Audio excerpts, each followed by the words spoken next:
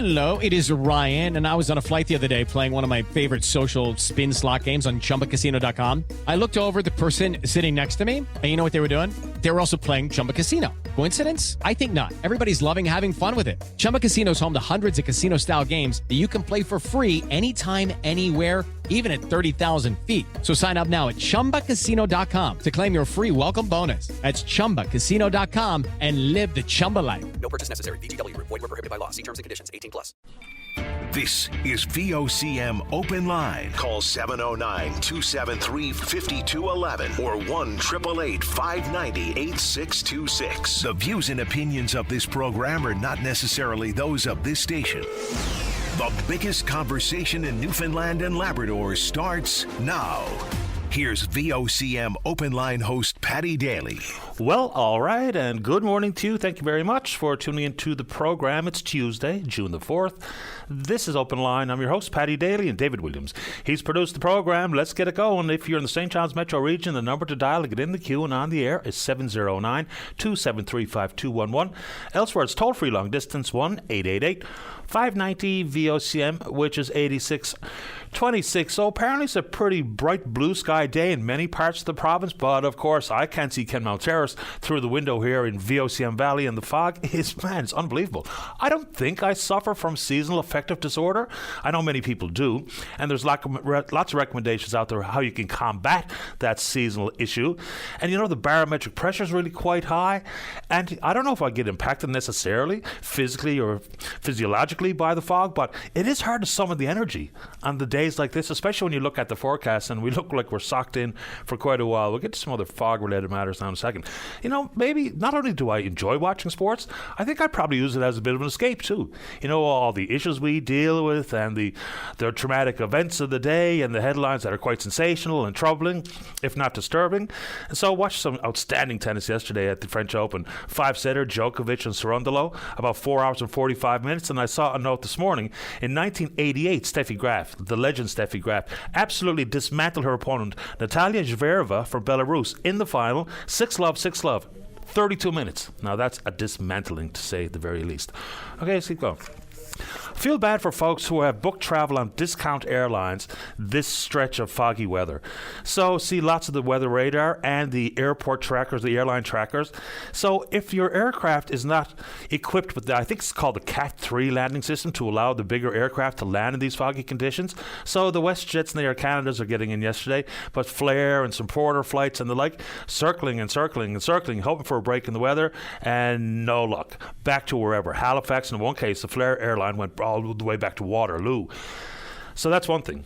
And I got a buddy today, or a friend of the show, I don't think I really know this person, but he had tickets to surprise his 14-year-old son to take him up to Toronto to see the Orioles and the Jays tonight, and of course cancelled. Then you talk about some other issues that airlines face, whether it be the number of the crew or what they pretend sometimes are mechanical issues, and the backlog of air travel complaints filed with the Canadian Transportation Agency. So the federal government has acknowledged there's a problem, but I don't know how much has actually been done, because this time last year there was a backlog of some 60,000 complaints. And now, even after some $75.9 million from the federal government to the Canadian Transportation Agency, the backlog now is at 71,000. So since there was an update to the Airline Passenger Protection Act back in 2019, of course, these numbers have soared. And many people are finding themselves in this predicament. It's either wait for the agency to resolve your conflict with the airline or take what is pennies on the dollars coming from the major airliners like Air Canada. And that's what they're doing. Because if you settle with Air Canada, then they throw away your complaint at the CTA. And yes, it's pennies on the dollar, but 71,000 complaints currently on the desks of the folks at the Canadian Transportation Agency. Unbelievable. Air travel's a mess, by it really truly is. All right, and it feels like a throwaway reminder sometimes, but with these conditions on this part of the island, it really is important to remember to turn on your headlights. I mean, I see it every single day when we travel in foggy conditions, especially on the Outer Ring Road, where people are still traveling at pretty serious speeds, regardless of the conditions. But if you don't flick on your headlights, your taillights are not engaged. So just that friendly reminder. And speaking of travel via automobile, it was on this date, 128 years ago today, in 1896, that Henry Ford unveiled his horseless carriage. So it was a big 500-pound unit called a quadricycle, 2-cylinder, 4-horsepower engine. So he was taking it down Grand River Avenue in Dearborn, and so that's still on display at the Henry Ford Museum. And of course, from 1896, then in 1901, lodged the Henry Ford Company, but the first automobile on the roadways, this date, 1896. How about that? All right, so for tourists who are already here visiting, and of course, these are not ideal conditions to say the very least, but in the tourism world, a real loss to one of the big champions of the sector and of the province in general, Roger Jameson. So died at the age of 66. Involved in politics, of course, his father, Don, famous broadcaster and politician who represented the province for some 13 years up in Ottawa. So Mr. Jameson had been at the helm of Hospitality Newfoundland and Labrador, the Marble Mountain Development Corporation, the Tourism Board for the province, and of course the man behind the Kilmorey Resort, multi-season resort, world-class resort. So I admired Roger Jameson for a variety of things. You know, not only his advocacy for the tourism sector, and every time I had a chance to speak with Roger Jameson, just super impressed with how sharp he was, how smart he was. And in addition to that, what I quietly always thought about Roger Jameson was just how, I don't know what the right word is, courageous or brave or whatever the right word is, for the fact that he was always willing to be so public, out there and being the face of his resort, being the face of the tourism industry, all the while with a disfiguring birthmark. So how many people do we all know, whether because of broken teeth or scars or a birthmark or whatever it is, who cower away in the shadows, don't want anyone to see them?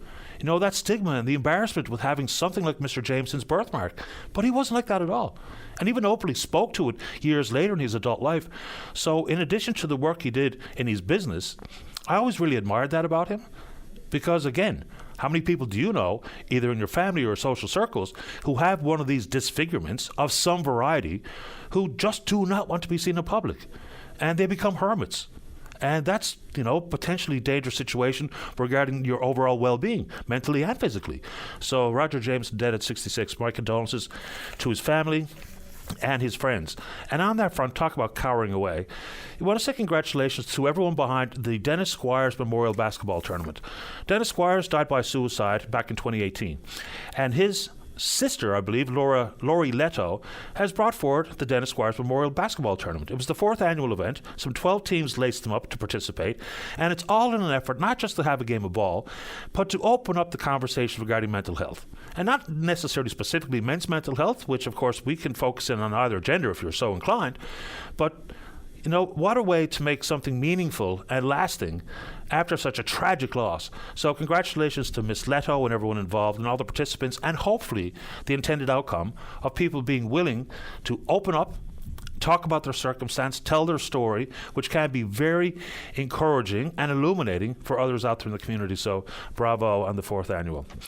All right. So I had a call yesterday from a fellow who you could tell they were really quite frustrated and upset with the inability to see a family doctor and some of the issues that stem from it. And I don't purposefully try to say that, you know, this is an issue nationwide to deflect from the concerns in this province, because they are real and the impact is enormous. And it has a ripple effect throughout the entirety of the healthcare system.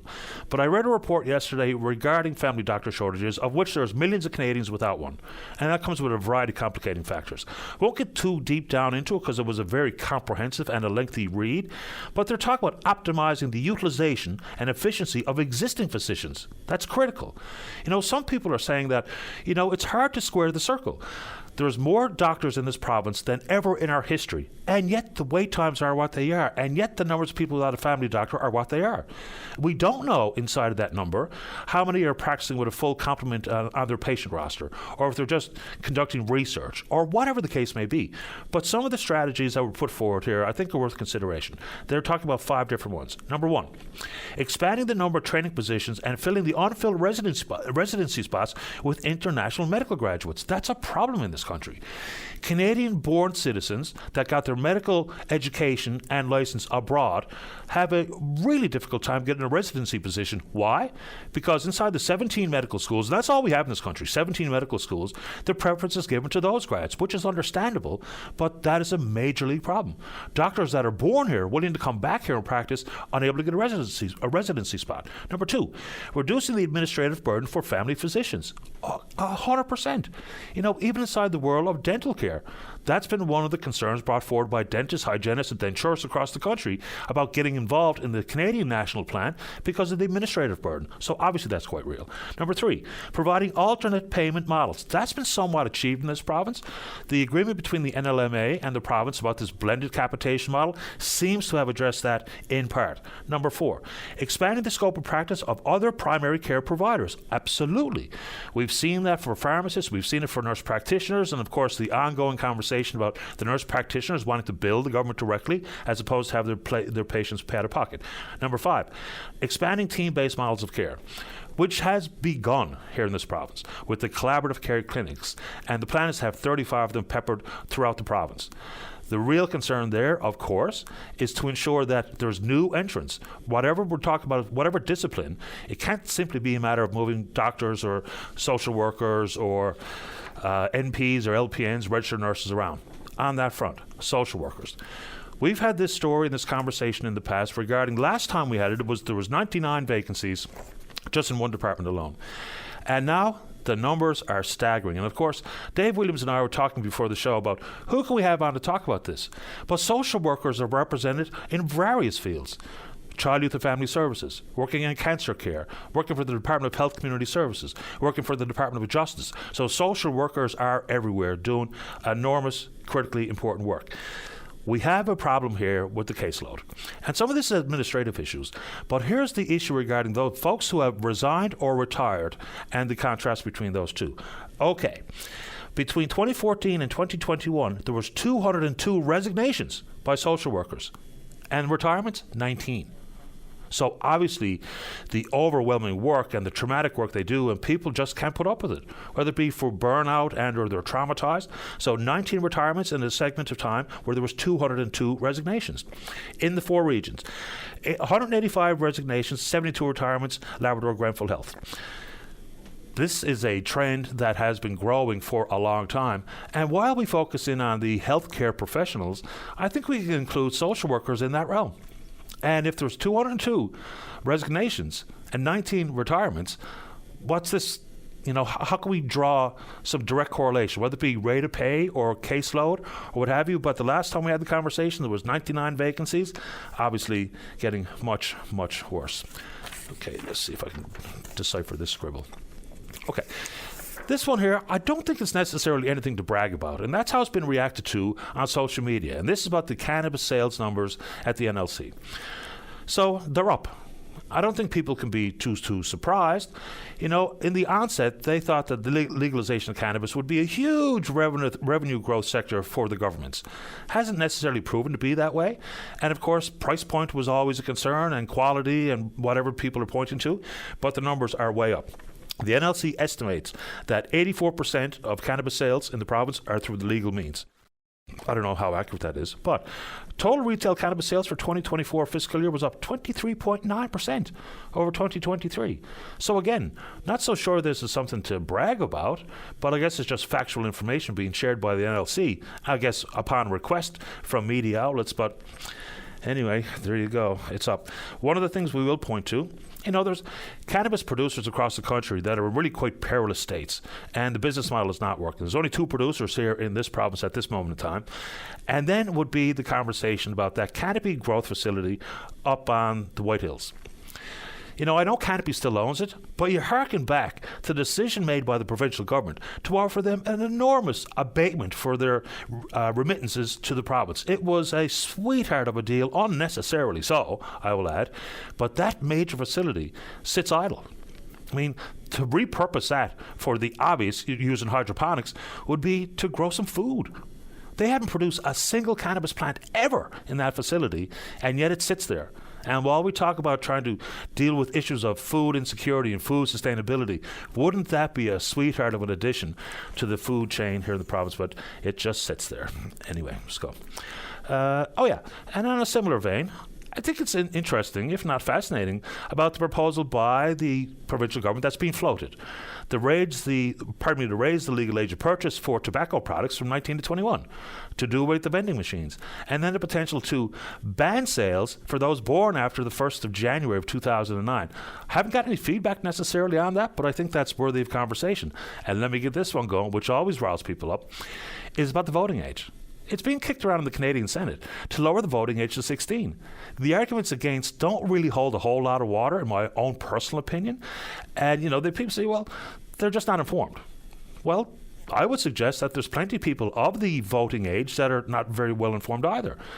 And just imagine, you're 16 years old, you got a job, you're paying taxes.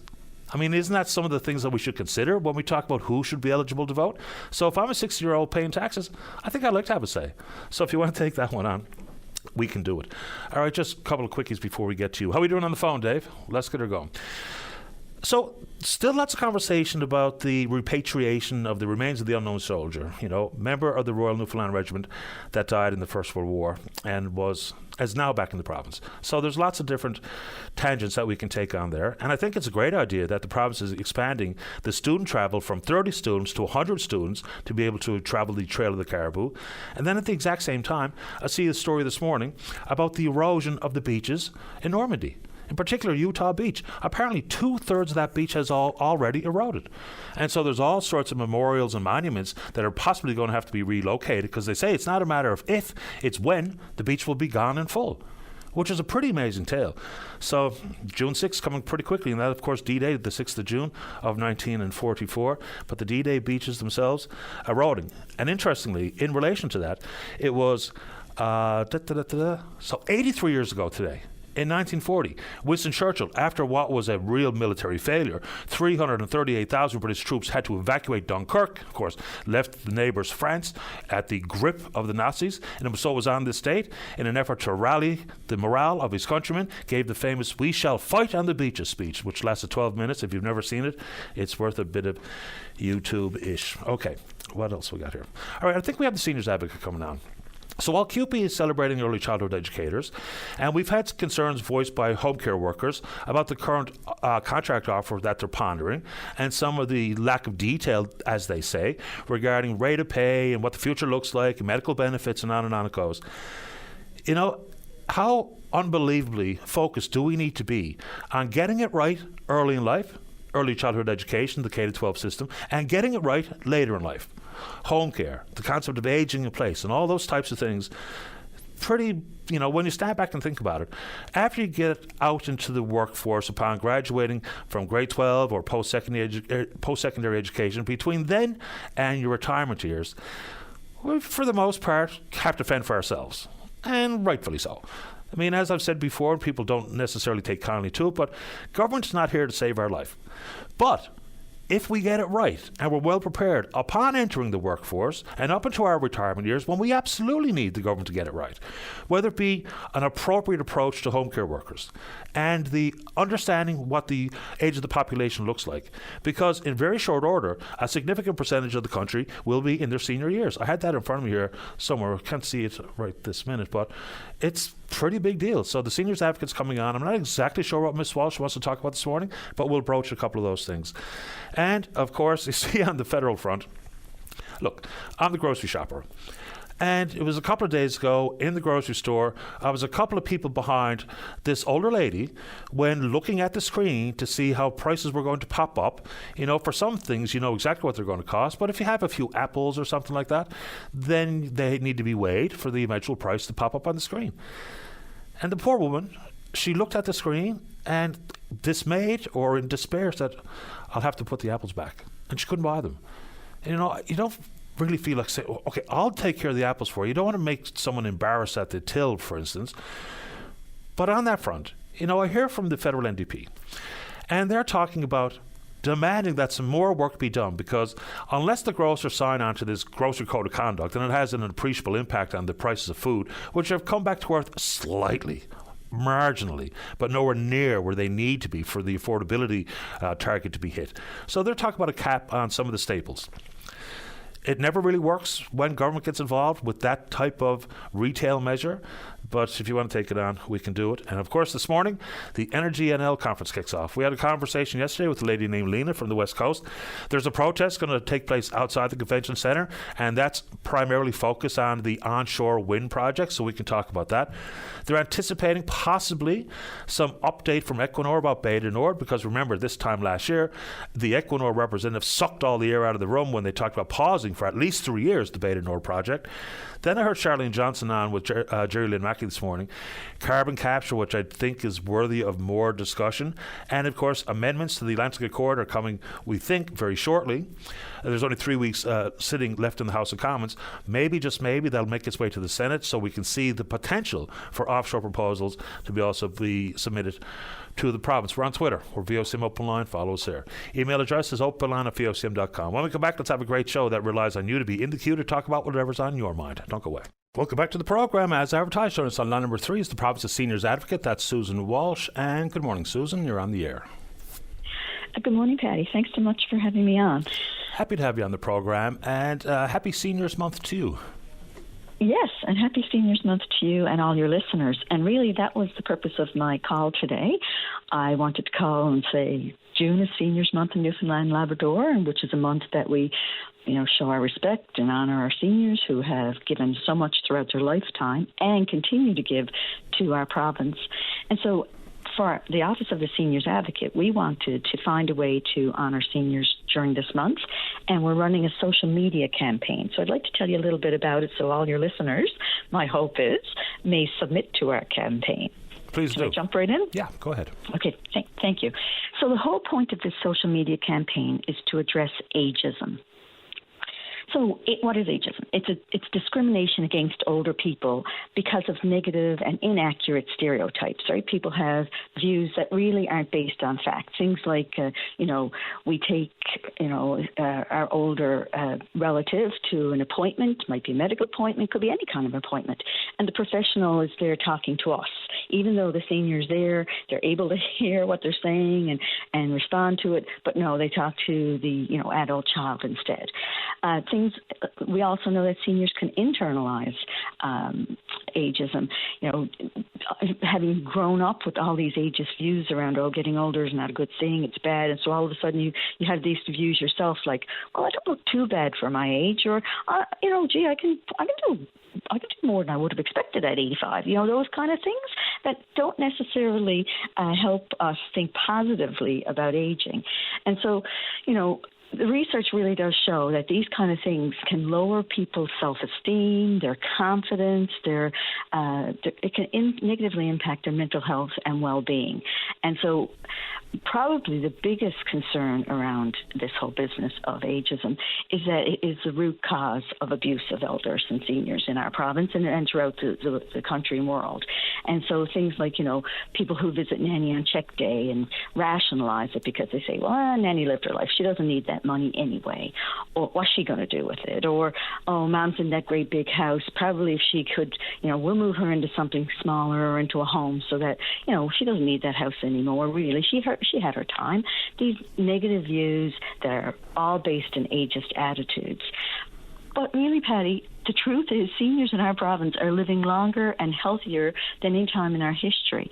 So we need to all embrace the opportunities and the privilege that comes with getting older. I mean, I've traveled this province extensively and met with thousands of seniors. I mean, we've got 90-year-olds up in walking groups at Masonic Park. We've got 80-year-olds throughout the province, like my parents, who are still putting in a garden every year and harvesting it and bottling it. I met seniors in Port au Choix who are driving other seniors to medical appointments, seniors in Flowers Cove who, are leading the 50-plus club, the Lions Club, the church clubs. I mean, they're the leaders of all these things. We've got municipal leaders out there throughout the province who are all seniors, or many of them are seniors, I should say, Reedville, Meadows, other places where I've been. And they're also the community volunteers. We know it's the younger seniors in this province who are volunteering to help the older seniors, shoveling them out, mowing their lawns. and they just all take it in stride. It's just what they do. It's just part of who they are. And so we wanted to take this opportunity to say, no. It's really special and important what you do and what you're doing for yourself and what you're doing for others. And that by virtue of what you do, and for people to know all these wonderful things seniors in our province are doing, it breaks down the views of ageist attitudes. It breaks down the views that, seniors are just, they're home, sat in their chair, watching TV, waiting for the end. That's not how our seniors are living in this province, everywhere, in every nook and cranny, and I've been there. And so what we want to do, we've been asking seniors to please submit to our office a picture of yourself and a short, just maximum 60 words, so a very short little write-up that says, what are the things that you're doing that you enjoy, how you're keeping active, how you contribute to your family, your community, to the province. Even things like, well, what are the possibilities with aging? Like, what kind of things do you like doing? We've got the knitting clubs out there. We've got the nans who are babysitting their grandchildren so their kids can go to work and those kind of things. Like, we've got all sorts of wonderful things out there happening. And so if you go on our website, the Office of the Seniors Advocate, so it's www.seniorsadvocatenl.ca. You'll get tons of information about all this. The application's online, so you can submit online, or you can download it and print it and fill it out and send it in, and then photocopy a picture or send the picture that you don't need back, and we'll use it that way. If technology is not something that you may have at your disposal, then and a family member might help you. But if not, call our office. We're happy to fill it out, send it out to you, and get it back.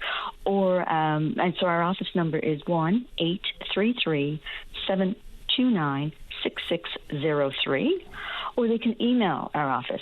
And if someone emails our office and says, I need some help, I'd like to submit, we'll help you.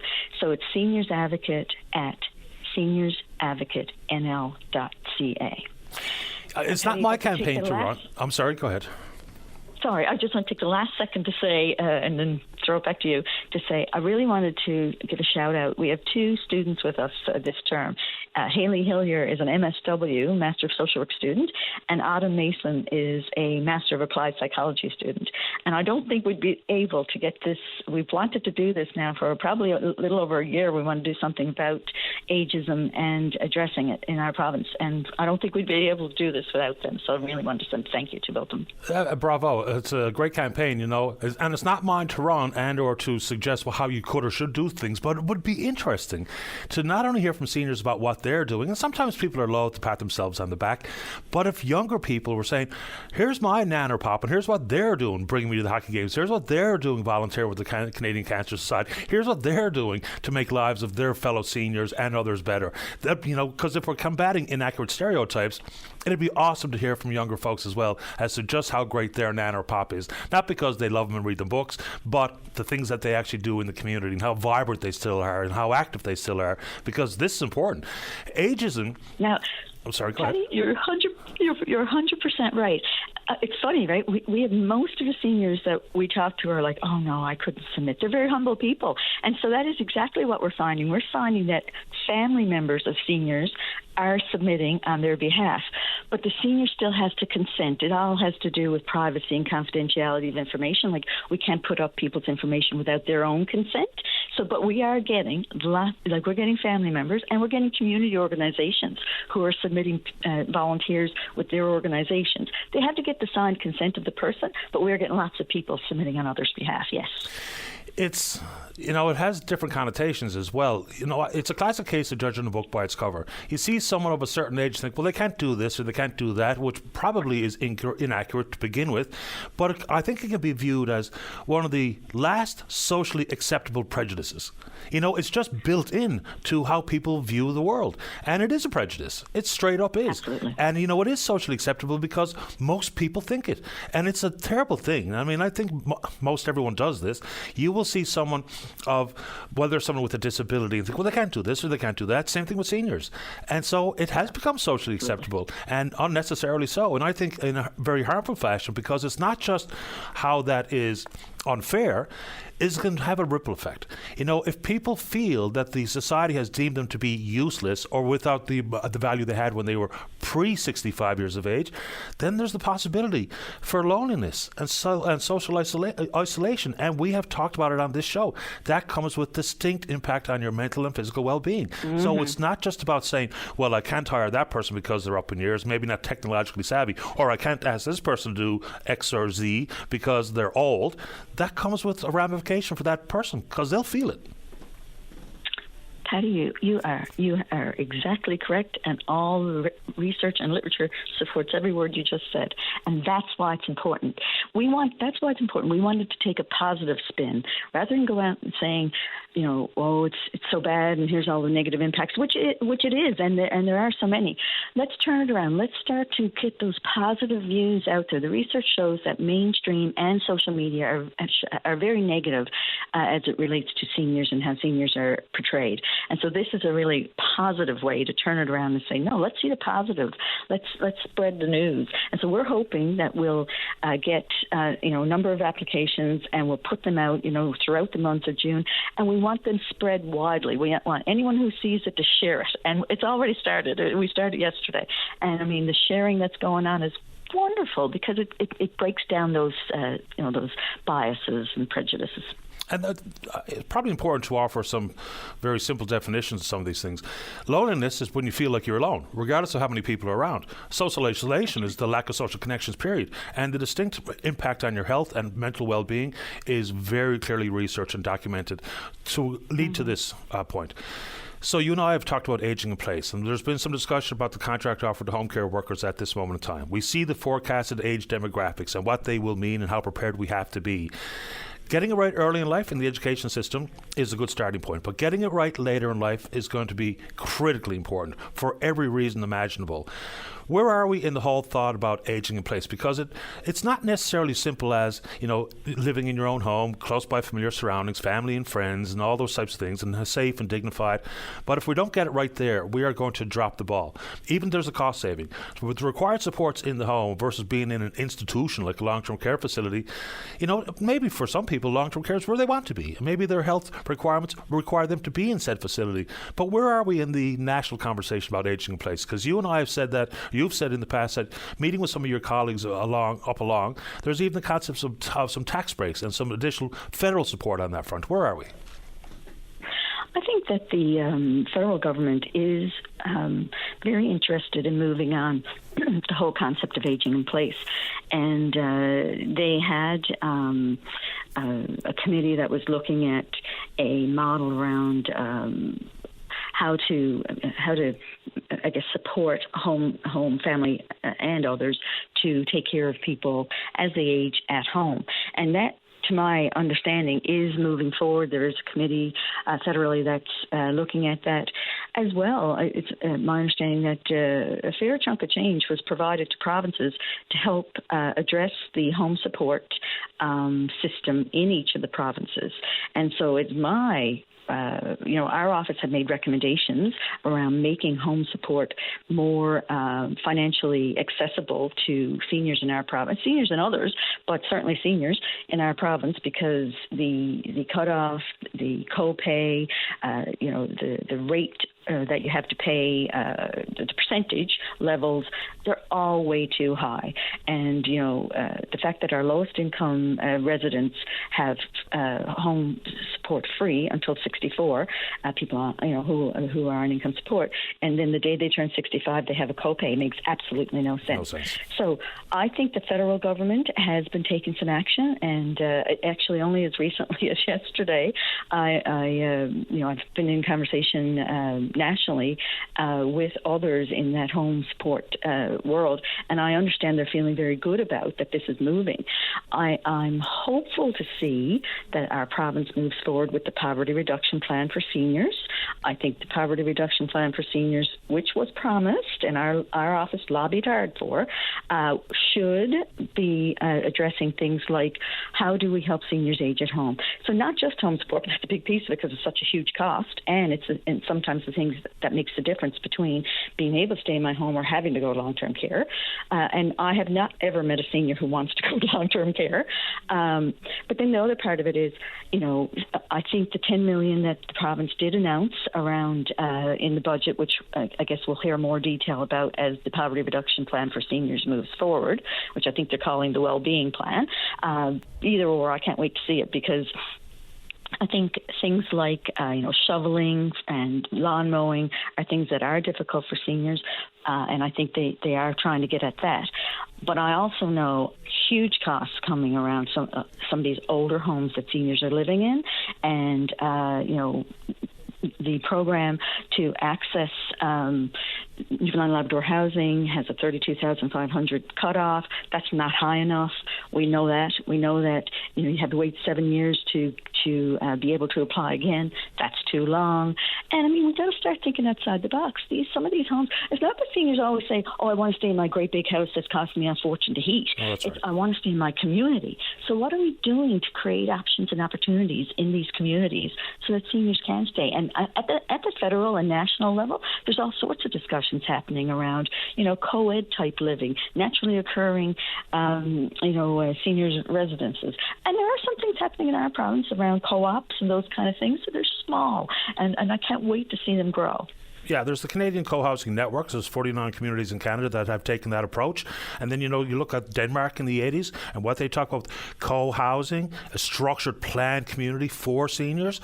And by 2030, almost a quarter of Canadians will be 65 years of age or older is the forecast on that front. Susan, really appreciate the time and this we're morning. Already there, Paddy. Oh, are we? Okay, right. Sorry. Canada is worried about that. No, you're right in your statistics. Canada is worried about that. We're already at 24.7%. Or 65 plus in our province. Hopefully this campaign deals with the concept of ageism, and we'll further this conversation at your convenience, and I appreciate your time this morning. So please visit my website or call our office to submit an application. Thank you. Thanks, Susan. All the best. Bye. Okay, bye-bye. It's the Province Seniors Advocate, Susan Walsh. Let's take a break. Don't go away.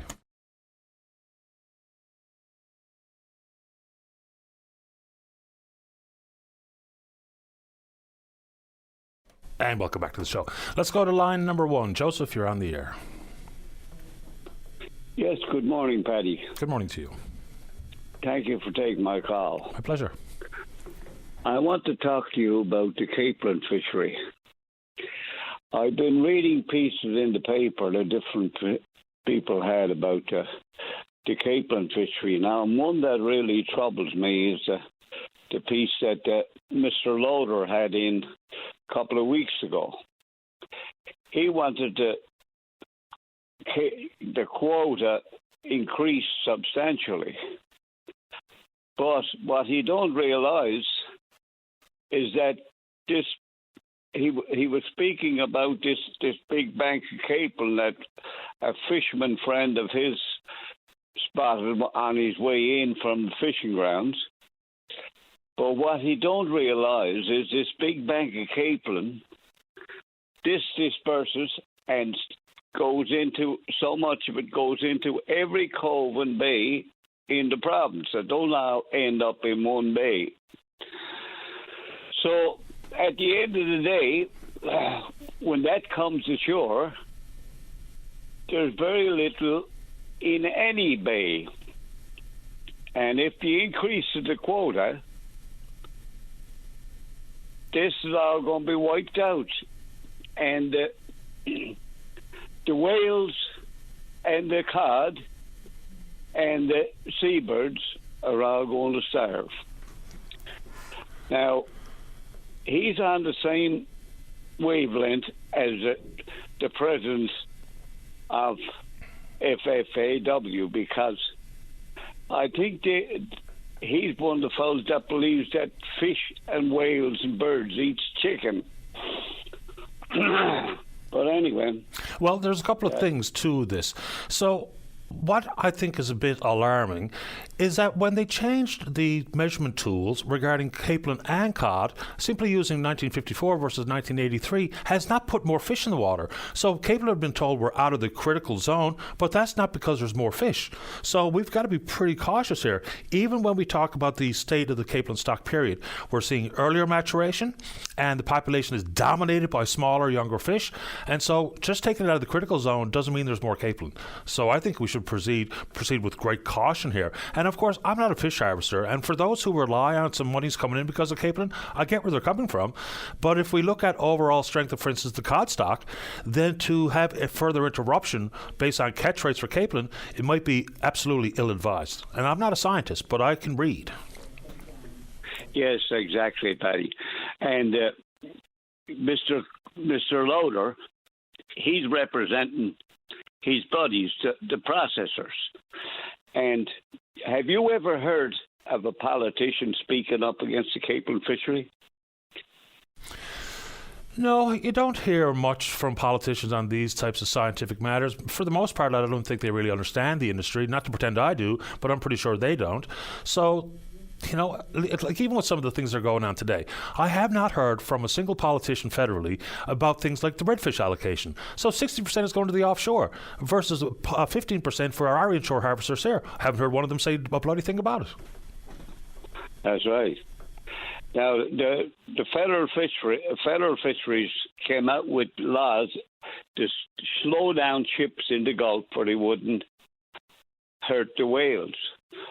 But they're not worried about starving to death. If they were worried about capelin and about whales, they wouldn't allow the people to be raping all the capelin stocks. Last year, I've heard Mr. Loader talking about in his piece he had in the paper about how important is the plant workers. But last year it wasn't very important to plant workers because the capelin was too small for the Japanese, and it all went to trucked over to Mr. Barry, which he turned into meal. So I think Mr. Loader is looking after his buddies, the processors. Well, of course, that's his job, right? He will advocate on their behalf, and if they're clamoring for more product in the plant, then exactly that's what he's going to do, and that's what he's going to say. That's what they pay him to do. It doesn't make it a wise decision, but it's pretty predictable who's going to say what when it comes to the matters of the fishery. Yes, I've heard other fishermen say about the big bank of capelin they spotted 85 miles off. They're on the same wavelength as Mr. Loader. They don't realise that disperses and goes into every bay and cove on the island. And like I said before, there's very little accumulation of capelin in one place. So at the end of the day, if those people are worried about capelin, they should shut down the fishery altogether, because there's a place up on the southern shore. I don't know if you ever heard of it, Calvert. It used to be called Capelin Bay. There was a reason why that was called Capelin Bay, because all the banking schooners over the years, when the banking fishery was on the go years ago, used to come to Calvert to get their capelin, and they'd get their water. Even Hank Snow, country and western singer, was in around the schooner getting capelin. Anyway, before he went to Nashville. But I've seen pictures, fishermen showed me pictures of all the schooners that were in the harbour getting capelin, and it looked like a picket fence. There were so many vessels, spars of vessels sticking up. But nowadays, when you go out on the food fishery, as all you'll see is little bunches of capelin, big as the top of a stove. You don't see the big banks of capelin in the bays anymore. Anyway, It makes me mad. People like Mr. Loader talking about increasing the quota. I've seen pieces Captain William Bartlett had in the paper too. He's a man people should listen to. He knows what he's talking about. But anyway. Joseph, I appreciate the time, sir. Thanks for the call. Okay, thank you. You're welcome. Bye-bye. Yeah, proceed with caution on that one. What do you think? All right, let's take a break. When we come back, good friend of the show is Dr. Janine Hubbard talking about seasonal affective disorder. Don't go away. Welcome back to the show. Let's go to line number 4. Say good morning to our good friend, Dr. Janine Hubbard. Dr. Hubbard, you're on the air. Good morning, Patty. Welcome to the show. Thanks so much. So, I've heard people talking about the impact of the weather regarding SAD, seasonal affective disorder.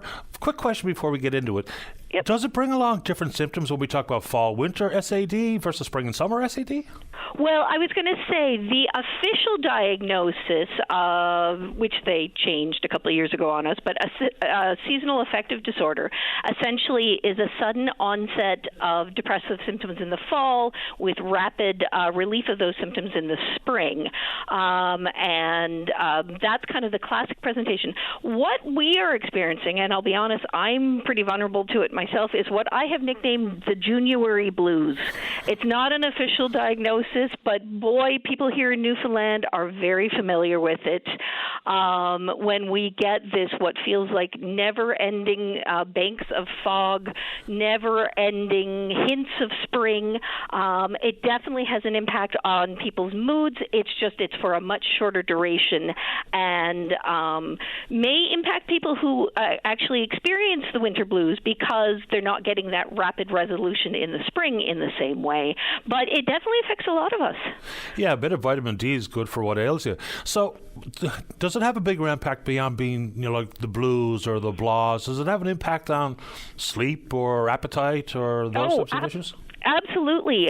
We don't completely understand the process yet, but we know that exposure to sunlight or lack of exposure to sunlight affects a couple of the neurotransmitters in our brains. That's serotonin and melatonin. And basically, those are the two things that regulate our sleep and our mood. So we definitely see things like again, it's so much harder to get out of bed when all you can hear is the foghorn going off. And same thing after work, you're more likely to just go, I'm not feeling like going for a walk. It's miserable out. The kids who are used to being able to have all their sports days and all the sports teams that are starting up this time of year, which are a great way to deal with some pent-up energy as they're, counting the days to the end of the school year. Those kind of things are getting canceled.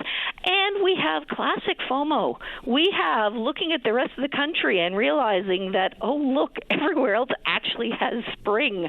And, we're still wearing our turtlenecks and our extra jackets. And so it absolutely can have an impact on mood. It's not just being listless. I know a couple of people who I think are quite vulnerable to it, and they're so short-tempered and irritable. Yep, absolutely. So combination of you may not be sleeping well for a variety of reasons. You're not doing the self-care exercises like the fresh air and the exercise. You're less inclined to be looking for fresh fruits and veggies, and you're more inclined to do something that's quick and easy and, maybe not as good for you. So all of those are going to impact things. We hear a lot about concentration and memory being impacted by all of this. And an added interesting area of research that is still just emerging, so take it with, bit of caution, is there's some thought that people who experience seasonal allergies, we know that can flare up an autoimmune response to deal with those allergies. And in people who have pre-existing depression and anxiety, that can actually make it worse because of that autoimmune trigger from the seasonal allergies. So yes, if there are some people who are particularly vulnerable, getting on top of all of this is really important. And it's something that we don't talk a lot about for this time of year. What works? I mean, I see people with these lights that they sit in front of at the breakfast table or what have you. I don't know exactly what to refer to them as. And then I've heard people with their own so-called coping mechanisms is to force yourself to focus in what's next, whether it be travel plans or the ball game tonight or the hockey game on Saturday night. So what actually works? There's actually strong research looking at vitamin D supplements. Again, I always say check with your pharmacist or your physician because that can interfere with some medications. I actually have one of those lights that I don't use it during the winter, but I do pull it out this time of year, and I put it on for about 20 minutes in the morning while I'm having my cup of tea and checking my emails because it's an artificial way of introducing some of that, the wavelengths of the sunlight that we would normally get. Pushing yourself as much as you can. Listen, I fully agree. We all should have had a holiday last Thursday when it hit 20 degrees and was sunny. Drop everything, whatever you can, as much as possible. If there is some sunshine, if there is some nice weather, get out and get exposed to it. And if not, bundle up, do the rain gear as much as you can, and even a little bit of that fresh air and exercise, a little bit of that extra meal prep can help. And then, yes, avoid the FOMO. Pretend we don't know what's happening elsewhere in the country. We don't need to see the tulips. We'll see our own eventually. But yes, planning. So whether it's planning for the garden and starting your seedlings indoors, whether it's planning for a trip, whether it's looking ahead to summer holidays, anything you can do to kind of keep yourself distracted and not dwelling on it's so miserable out and I'm missing out on all the things I want to be doing. Yeah, I'm just looking forward to 12 o'clock.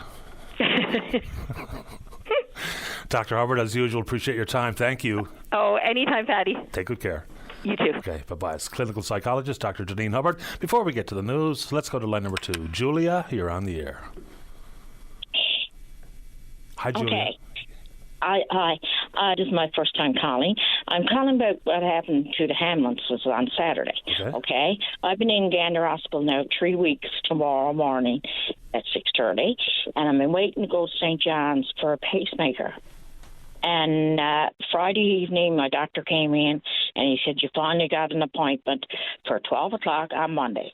We got your Hamlets arranged that'll pick you up at 8 o'clock. And lo and behold, they had me all prepped and ready, and the nurse came in that's going to travel with me, came in from Gamble, and she was there, and we waited to 8:30. She said, I got to go up and see what's wrong. So she went up to the desk, and she said, Julia is ready to go. She said, Nair Hamlin showed up. And they never phoned and told me that they weren't going to show up. They just never showed up.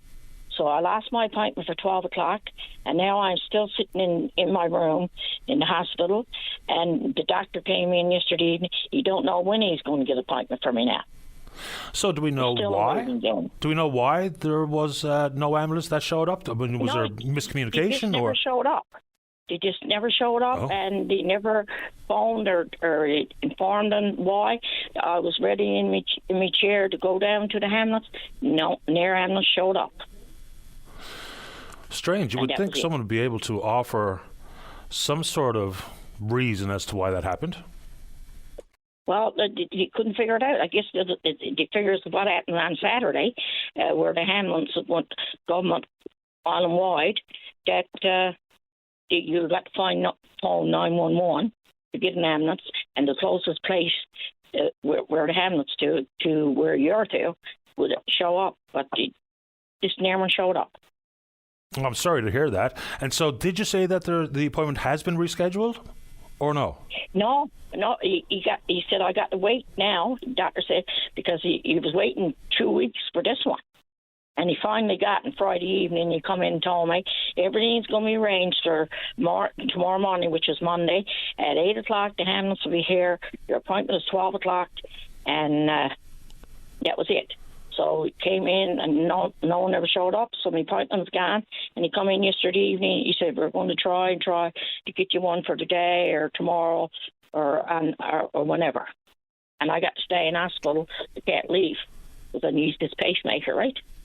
Of course you do. If that's been the prognosis or the diagnosis, of course you do. And I hope that happens ASAP. I'd love to know why that happened to you. It's really unfortunate. Hopefully you're doing well. How are you feeling? Oh, I'm doing fine. I was already in and had 2 stitches put in. I had 2 blockages, and I came back out, and then my heart rate went really, really down, and it won't go off above 40. So the cardiologist said I need a pacemaker. So they had an appointment made for me for 12 o'clock yesterday, but I never got in. Now I got to wait.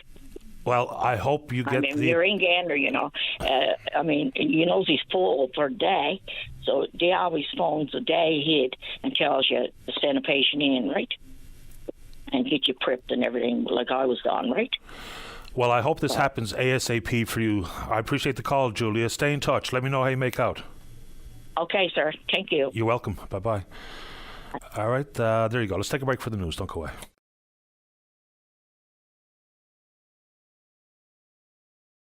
Welcome back to the program. Let's go to line number 1. Good morning, KCC. You're on the air. Good morning, Patty. How are you? Doing fine, thanks. How about you? Not too bad. I work with Comfort Home Care, and we're part of the group of 22 in negotiations for our contract. My biggest concern, I go... sorry, bear with me. I'm a little nervous. Take your time. I go from paycheck to paycheck like many other workers. I know myself, in 4 years, when we get up to debt raise, I can't afford to do it. I really can't. And I'm sure everyone else can't. Going into this contract, we don't know any details of the medical. We don't know what it includes, how much it'll cover. The fact that Jerry Earl danced around the questions that you asked him the other day, whether he was for or against this contract, just that they recommend that we take it. It doesn't sit well. The fact that they want us to accept a contract that we know nothing about. That said, he did go on to say there will be some 24 separate meetings, apparently, where details will be revealed and questions can be asked and answered. So I guess that's the only real avenue that home care workers and or the home care agencies have a chance to figure some of this stuff out, because it's all a bit confusing to me.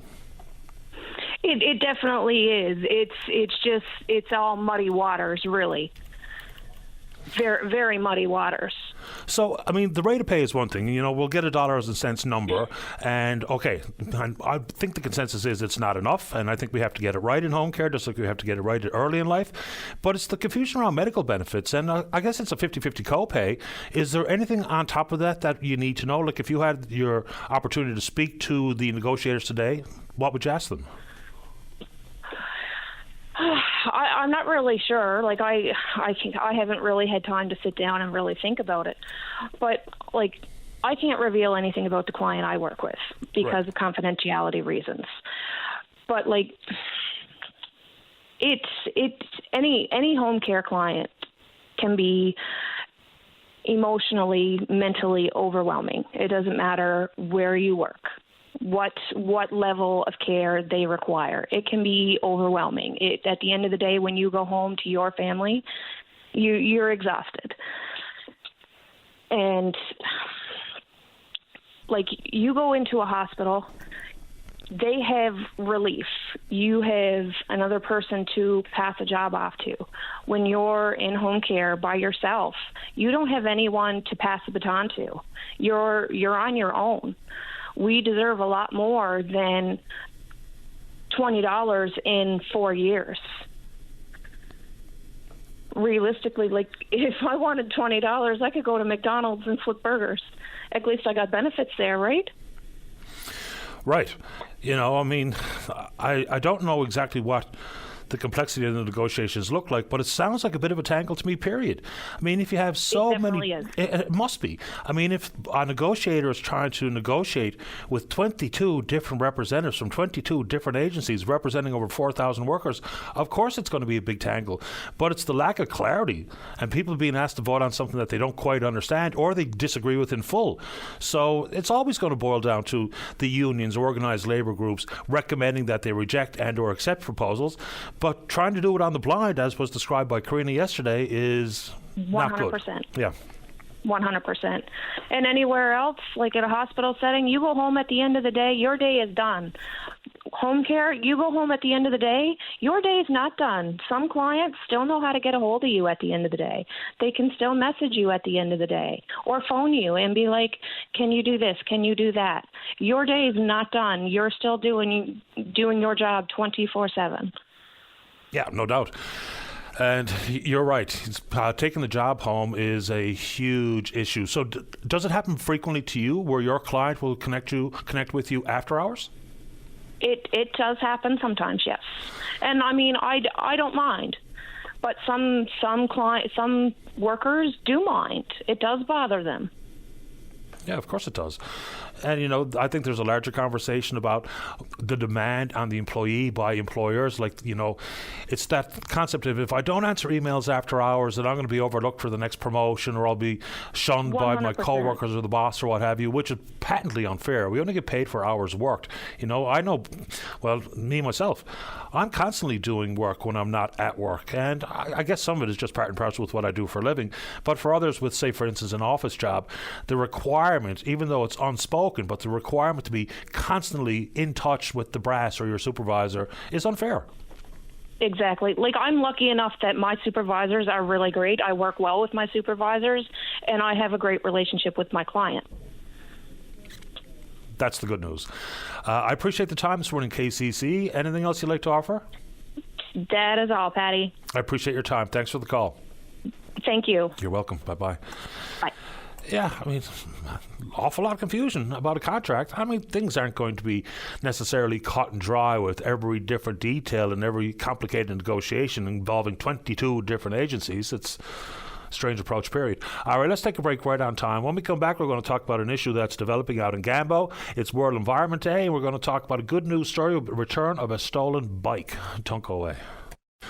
Welcome back to the program. Let's go to line number 6 and say good morning to Mike Collins with Padigo Electric Bikes, and that's on 6. Good morning, Mike. You're on the air. Well, good morning, Patrick. How are you, my friend? Top shelf today. How about you? If you could bring the sunny skies, I'll promise you a free rental. How about that? Well, I guess I won't be getting a freebie. I'm like everybody now, waiting for the sun to break and for the cloudy skies to pass. How you been? I've been well, thanks for asking. Yeah, it's been a busy stretch, but like most people, we're all busy. It's trying to find that bit of balance so that you're not overwhelmed with busy. Absolutely. So this is our second year we've launched. The last time you and I had the privilege of speaking was last spring in May when we did our initial launch with the e-bike down on Water Street. So since that year, I'm happy to say to all your listeners that we've opened some new rental kiosks. So we're launched on 29 Forest Avenue in Mount Pearl, just off Park, and in the McPherson residence on Munn campus in the Towers. So we're pretty happy about that. No doubt. So obviously that speaks to how popular the e-bike was last year? Hard to describe the level of interest that we've seen with the e-bikes. These bikes, they have the ability to change lives. We're seeing people come into the shop who haven't been on a bike, obviously in years, people with mobility issues, and you can get on these bikes and you can go, like I said last year to your listeners, you can go 100 kilometers. People are going to Cape Spear. They're going to Manuel's River. It's just unbelievable how people are enjoying these bikes. And the success that we've enjoyed with the rentals, the offering that we got to the tourism is just fantastic. Yeah, I actually had the luxury of taking a spin on one of my buddy's e-bikes. It was a blast. Oh, listen, and obviously we boast about the quality of the Pedigo bikes. Obviously, that's our brand. But any e-bike, if you're able to get out and enjoy the outside from the vantage seat of an electric bike, you're traveling on the road, you're off on the trails. I mean, Mount Pearl. Little did I know that Mount Pearl has over 64 kilometers of paved trailways through the city. So for people looking to travel around Powers Pond or go through, all the different networks of trails in Mount Pearl, it's just unbelievable. So we're down on the trailway, right on the main artery that goes from downtown, from the Railway Museum right to Manuel's River and beyond. So hundreds of travelers on e-bikes. It's fantastic. And regular bikes for that matter. It's fantastic. Yeah, they zip along pretty good too. How expensive is it to rent a bike? So for a half day, it's $79, and for a full 7-hour day, it's $129. And we've got lots of requests from people coming in from out of town. They're staying at hotels downtown. They weren't able to get a rented vehicle, so they take the bikes 2 or 3 days, sometimes a week. We had a med student, he took the bike for 2 months. He loved it. I mean, and we're offering custom packages. We don't expect people you're going to rent the bike for 2 months to pay the daily rate. So we try and do whatever we can for people, and they love it.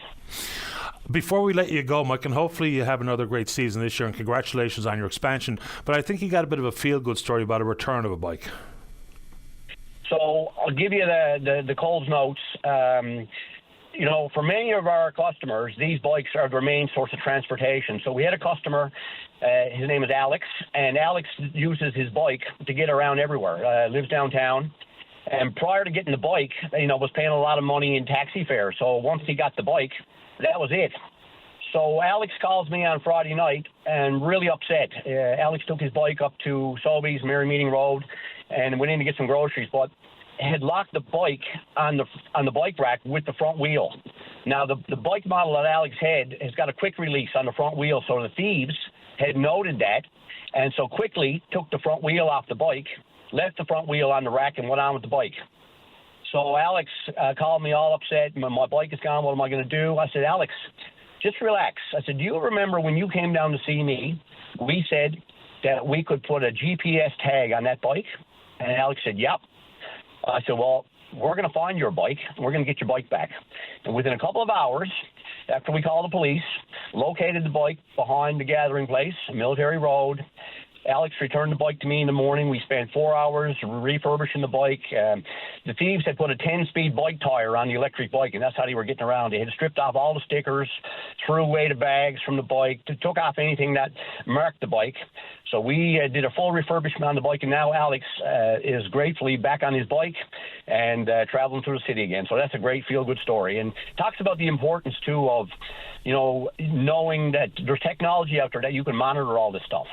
Pedigo, by far, and I'll conclude with this, has got a national theft program. So instantly, when I knew that the bike was stolen, we registered a claim with Pedigo, and they sent out a national alert across North America to all 300 dealers to say that this is the serial number of the bike. The bike was stolen in St. John's, Newfoundland. If anybody calls a dealership looking for a charger or parts for this bike, that triggers a bunch of events. So we're going to find the bike, because you can't buy our parts online. You can't go to Amazon and buy a charger. You can't go to Amazon and buy anything for our bikes. It's a dealer network.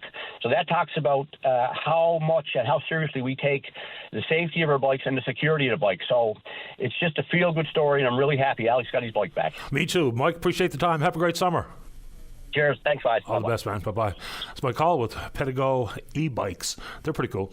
Let's go to line number 2. Tammy, you're on the air. Hi, good morning, Patty. Good morning to you. I wanted to call in. I'm calling from Gambo, and there's this really heated topic that's happening within our town now, and it sparked a lot of debate. It sparked a lot of hate. And just, I'm beyond the side myself. We have United Church here. Not quite sure. I don't go to church. There's a reason for that. I believe in God. I'm okay with that. I say my own prayers. But there's more and more reasons why I don't go to church daily. I will share this with you now. Last Saturday, the United Church minister wanted to have a day for Pride. As you know, the United Church of Canada, the Anglican Church of Canada, they all support Pride. It's told they're allowed to support it.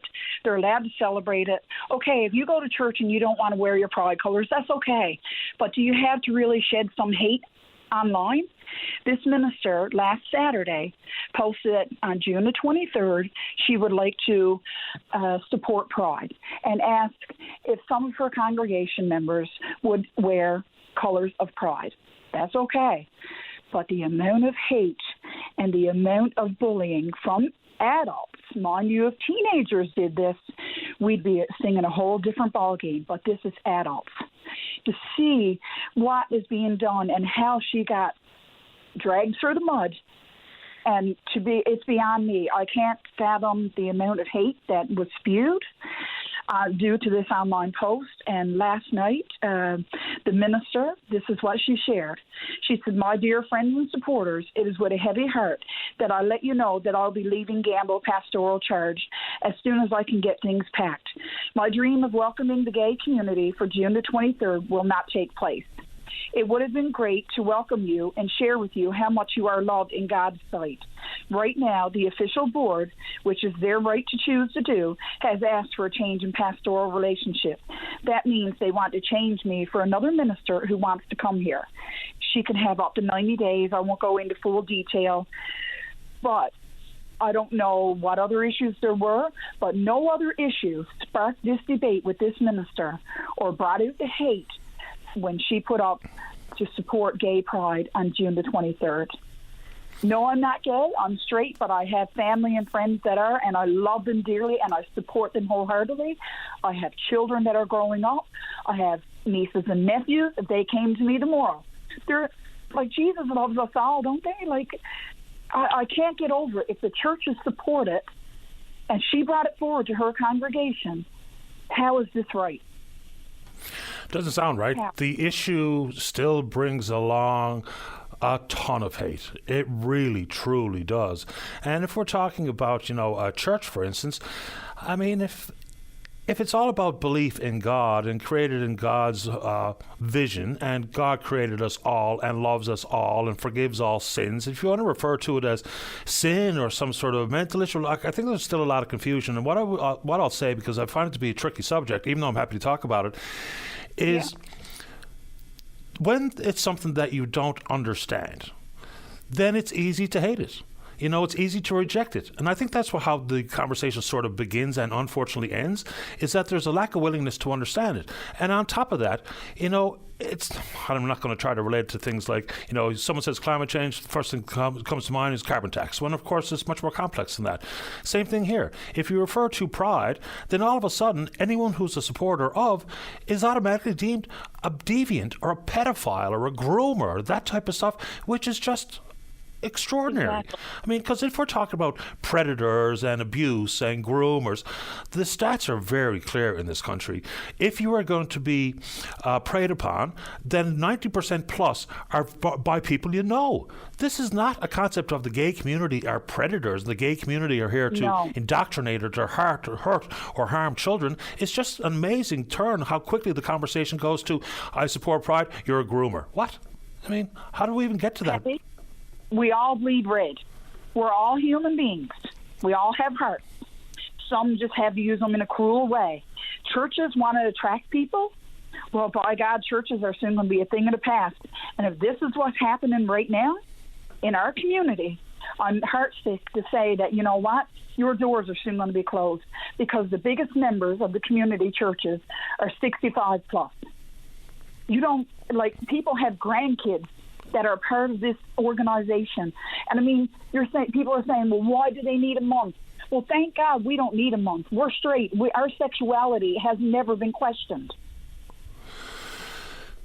No, and it's the concept of it's something being, quote unquote, shoved down your throat. Like, if it's something that irritates you and you don't want to accept it and you don't want to see it, ignore it.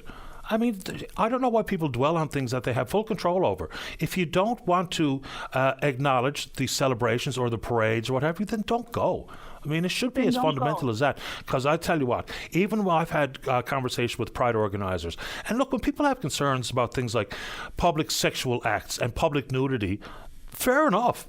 I mean, and some of that is absolutely problematic. But I'll have a conversation with someone organizing one of these events here live in this program, and my email will be polluted in seconds flat. And I've been called a lot of really harsh names for simply having a conversation about issues of the day. And I mean, we're talking about a small percentage of the population, and yet it's been supercharged, turbocharged. It's part of the culture wars. And people latch onto it because, for whatever reason, I can't speak for how people think and feel and talk, but it's just remarkable how divisive something like sexual orientation is.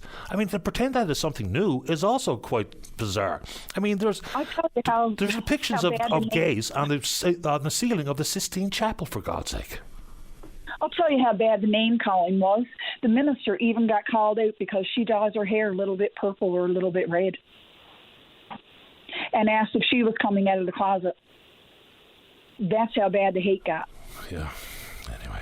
This is unbelievable, a small community, and the way they're treating it. And two of my nearest and dearest friends, God love them because they're the purest people, and I don't care what anybody says. They can hate me if they want, because I will support them and I will back them up.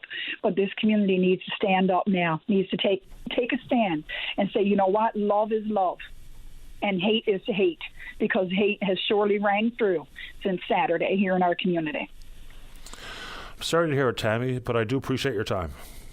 Thank you, Patty. Take care. Bye-bye.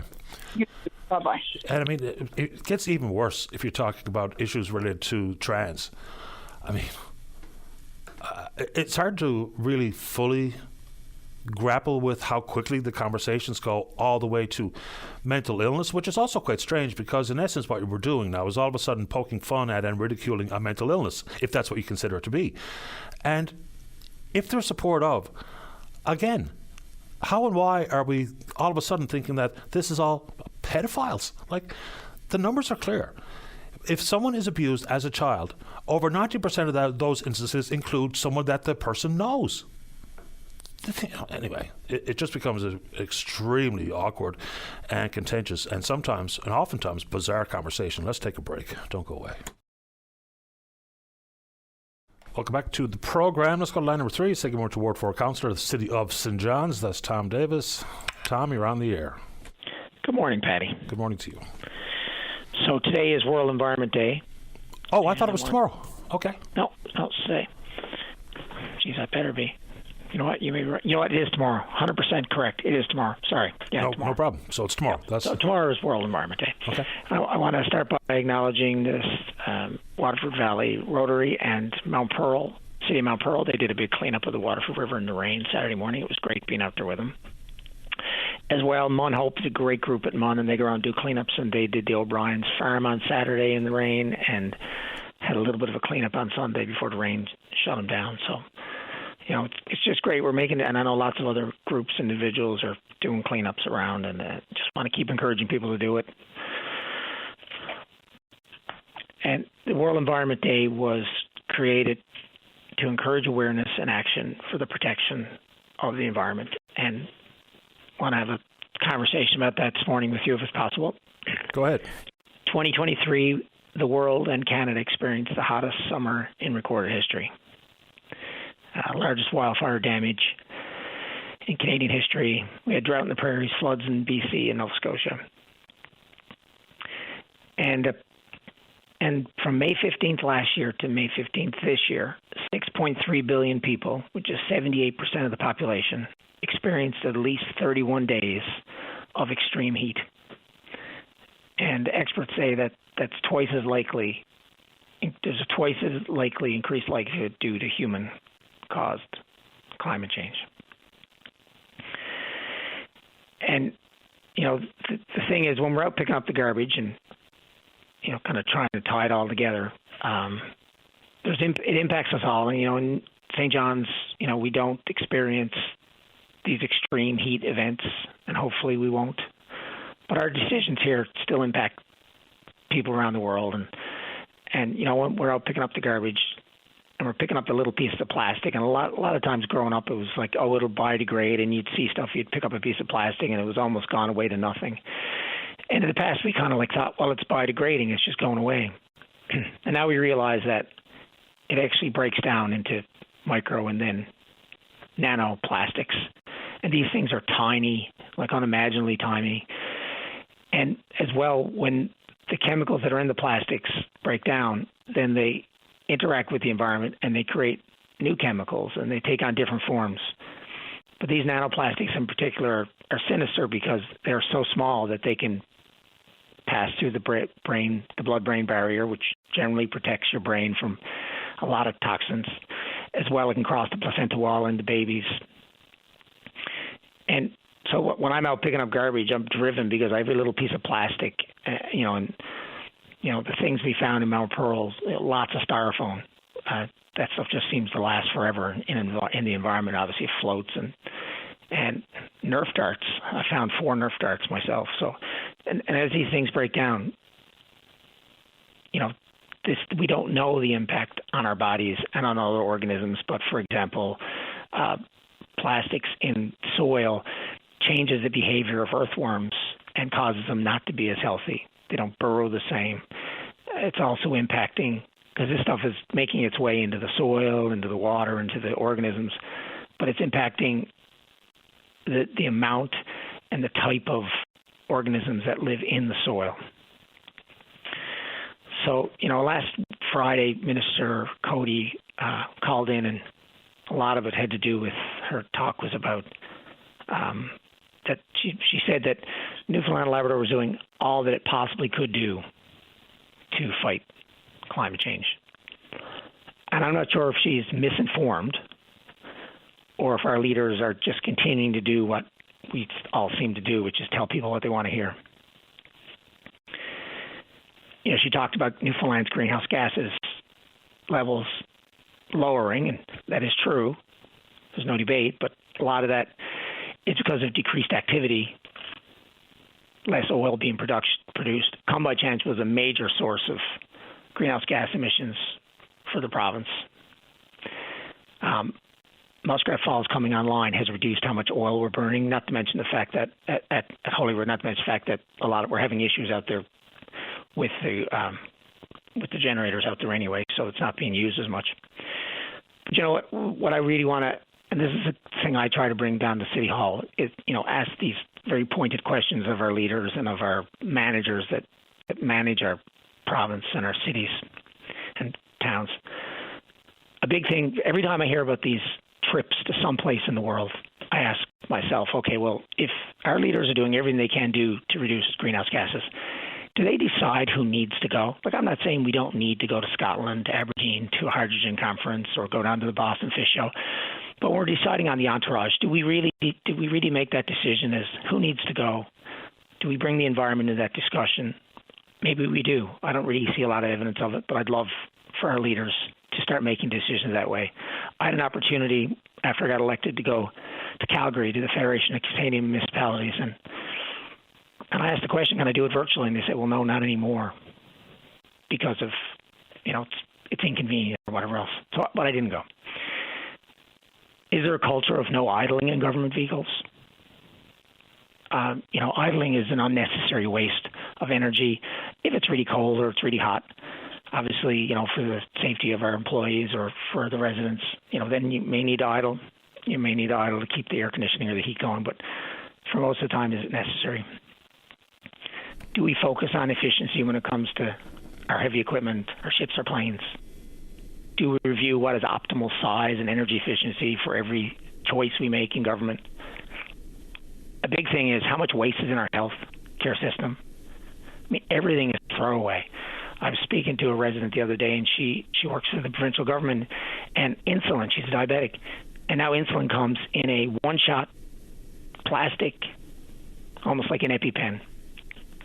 And the cost of that has gone up a lot.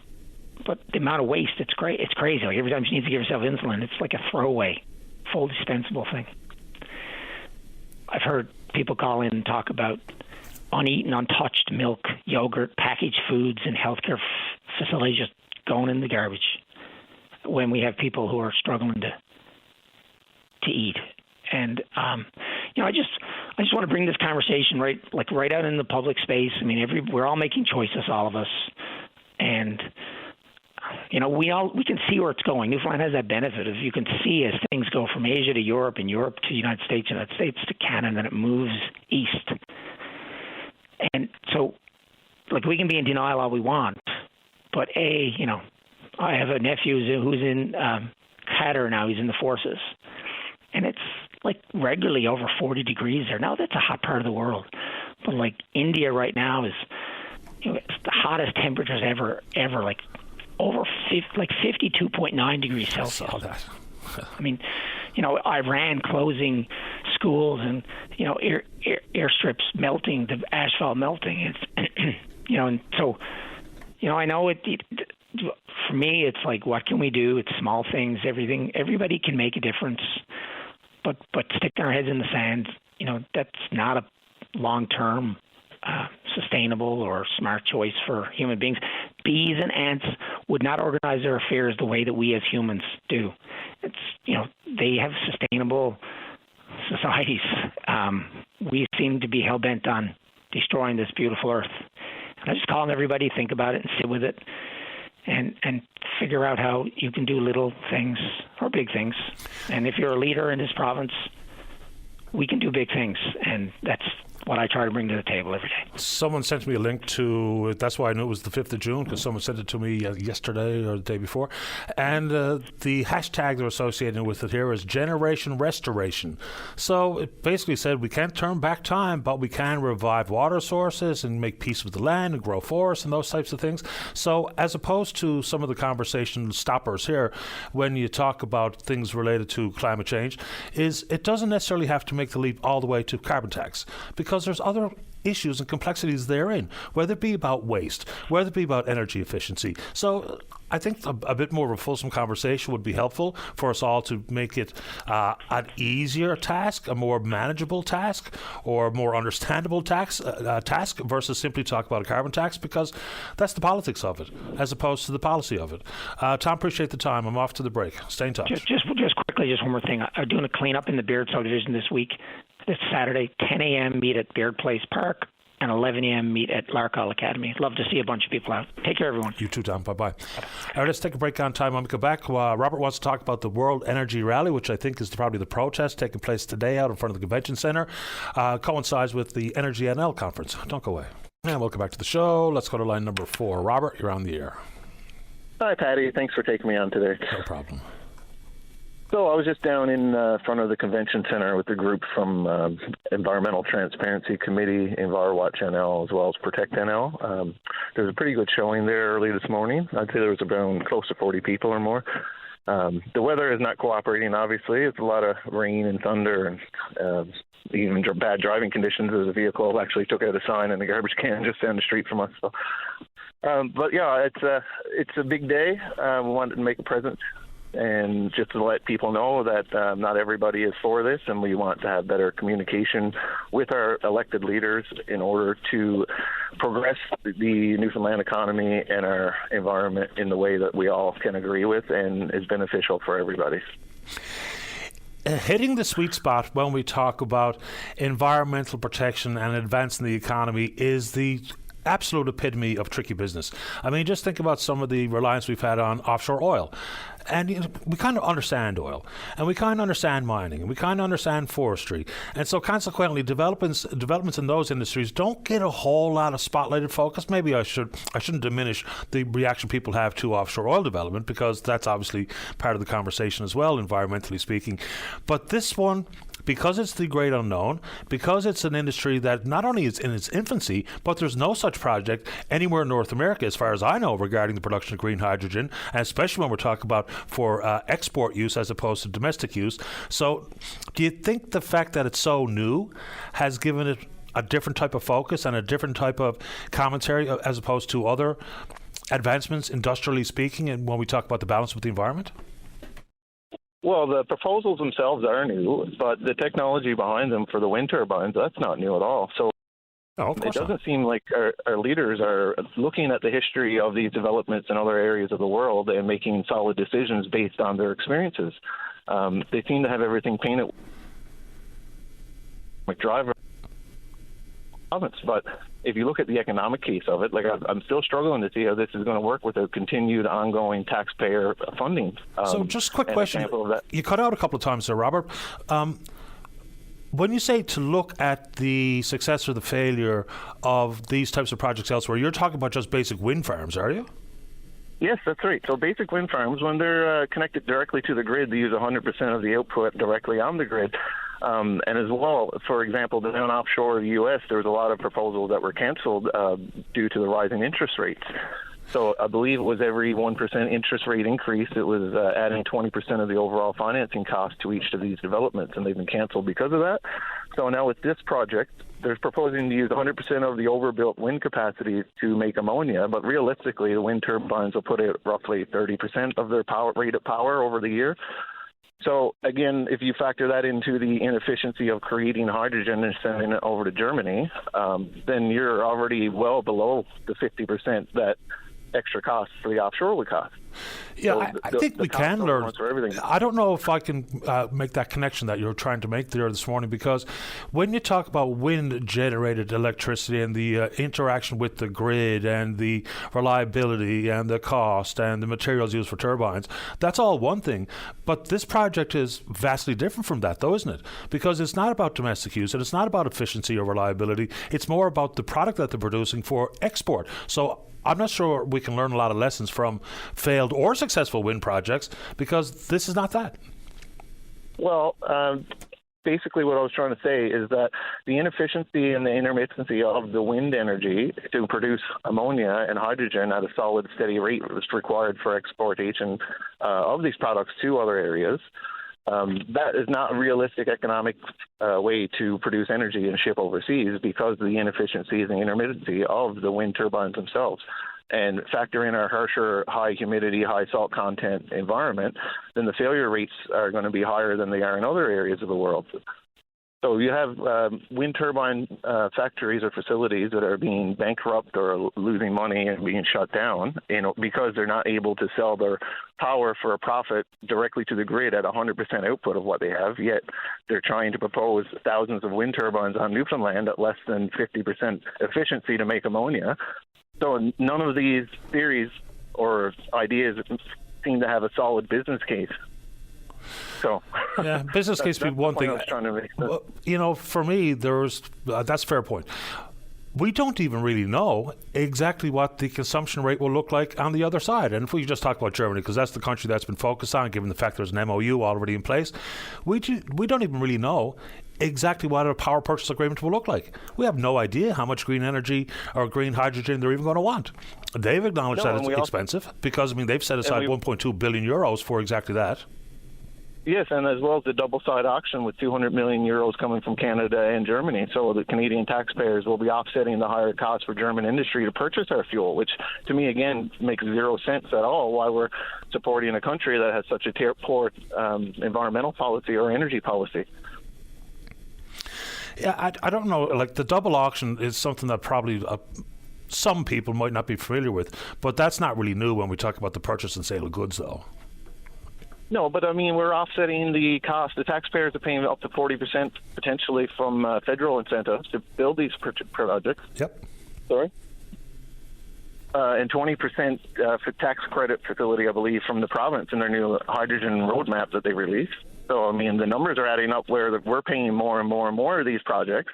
And then we'll have to, like we said earlier, we have to pay in order to sell the project. So, sell the product to foreign markets.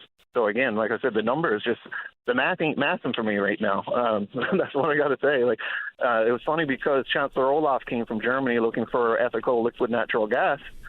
Premier Fury misstated when he spoke to Empire Club of Canada, said that he came here looking for hydrogen, which isn't true. They came here looking for LNG. But that development or that proposal was rejected because of lack of business case, yet they developed this idea or this scheme, I'll call it, which also has no business case. And I'm willing to bet that the business case for compressing and selling our natural gas to foreign markets is a lot better of a business case than any of these wind hydrogen developments. Well, the oil industry doesn't think that quite yet. The break-even point for price point for MMBTU, we're not there. If we were, we'd hear oil companies sitting on gas out there saying we'd like to develop the gas. Yeah, exactly it. And we also have the wind here, but there's nobody lining up to develop our wind because we don't need it until the federal government promotes 40% tax incentives for people to come here and destroy our land to benefit foreign countries, which, again, I mentioned before is an example of a banana republic. So a banana republic is when you have a group of politicians and preferred businessmen who exploit the resources against the wishes of the local people for export. So it's very reminiscent to what's happening in the fishery, where they took away a lot of the inshore harvesters and they give it to foreign-owned corporations to control the majority of the market. So now we have these foreign companies coming in. Just Newfoundlanders will get basically peanuts, and they're just going to be using our resources to ship product overseas. Kind of two different things, but I think I get that point. You said in the province's hydrogen roadmap there's a 20% tax subsidy. Is that what you said? Yes, in the provincial roadmap that was released recently. Sorry, I switched over to CAR, so it sounds different. That's why. But there's a 20% provincial tax subsidy, tax credit, I believe. I'm not sure exactly what it was, but there's a tax rebate or credit or facility, whatever word they use for it. But a provincial 20% rebate, which is stated in there, that would be applied to these hydrogen developments. So they keep saying that it's not public money and we should be excited for the private investors to come in and pay for these projects. But the Newfoundlanders are going to be losing traditional ways of life, their history, our people's values are being completely dismissed in order for these well-connected contractors and companies in order to come in and make profits off of government subsidies or taxpayer subsidies. Yeah, I don't even know if there's a regulatory framework in place, which is why I'm not sure that I've seen a reference of 20%, but I have that roadmap document somewhere here that I can find. I'll put my hands on it after the show and give it a bit more of a comprehensive read. But you're not wrong when it comes to public monies. It's quite clear. Mr. Risley said he wouldn't need any public money. Now all of a sudden he's secured a $128 million line of credit. Doesn't need any public money, but there's going to be somewhere between 15 and 40% of cost recovery via tax subsidies, and that's for initial construction costs, not ongoing operational costs. But that's public money because the government doesn't have any money. It's our money. So that point is 100% true. Robert, anything else before I get to the news, sir? I just want to say it was good to see people that I've been speaking with online and hearing their calls to your show. It was good to put a face to a lot of these people. Unfortunately, the weather wasn't great, but I think there's going to be some more people showing up later today and tomorrow and possibly even Thursday. So hopefully if you can make it out to voice your concerns against these irresponsible developments, we'd love to see you down there. Appreciate your time. Thanks, Robert. Thank you very much, Patty. You have a great day. You too. Bye-bye. All right, let's try to get to the break on time. When we come back, Ray's in the queue wants to talk about a caller we had yesterday. A lady talked about her foreclosure, which was really quite a troubling issue. So Ray's there, and I think we're going to talk a little redfish after the break, and then whatever you want to talk about. Don't go away. You're listening to a rebroadcast of VOCM Open Line. Have your say by calling 709-273-5211 or 1-888-590-8626 and listen live weekday mornings at 9 a.m. Welcome back. Let's go to line number 5. Ray, you're on the air. Yes, good morning, Patty, and how are you today? I'm very well. Thanks for asking. How you doing? I listened to your program yesterday morning, and I heard a lady on there saying that she was getting a foreclosure on her property for the sake of $83,000. Somehow she got behind a short time, and she went back to the bank and wanted to make amends, but they said, no, we're selling your house, and that's it. Yeah, I think the $83,000 number, that's the remaining total on her mortgage. I think she was 7 months in mortgage arrears. Yes, and she was going to make good and pay it all back. But in the meantime, like I guess now when they sell the house, they get a little higher interest rate. I guess that matters more to them than people, eh? It's a good point. Not only now, if it goes through and she loses the house, now there goes her credit. She's really in a fix in that situation. And unfortunately, we came to a period where it seems like the last of the Care Bears are gone, eh? You don't hear a great number of people calling up and supporting the woman, and you don't see anybody boycotting the bank or anything else, you know. And it's a crime that we lose such strength in our people, that we can lose our neighbors to a few percentage points, and that's all that matters.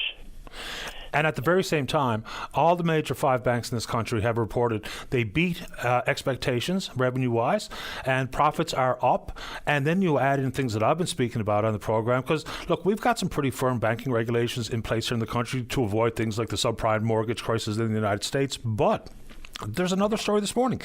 TD Bank is being investigated for a money laundering scheme down in one of their outlets in Florida.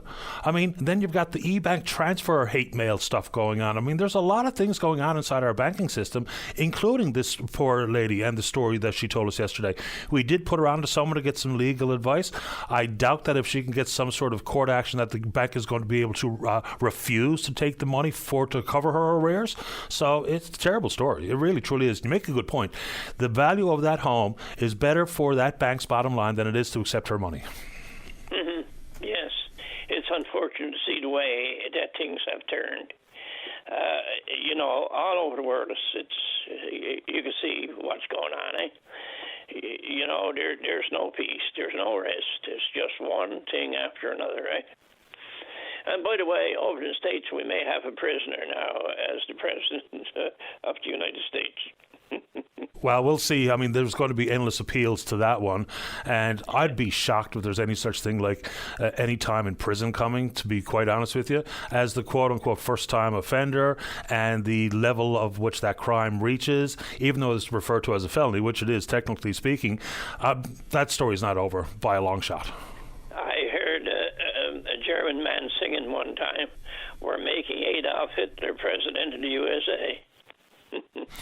We'll see where that goes. That's like many of the big stories in the world, politically speaking, it becomes quite tricky to navigate any of those type of matters, but that story is the furthest thing from over. And, on that front, when people call it a political hit job and political persecution, what have you, Hunter Biden stands trial today in a gun charge. Then there's a Democratic Senator, Bob Menendez. He's in court right now, too. I don't hear people calling that political hit jobs. They're being tried for crimes that have been alleged and yet to be proven, and we'll see where it goes. So those two trials are Menendez is already in his trial, and Hunter Biden, who is somehow famously a part of the political discourse, his gun charge trial starts today, I think.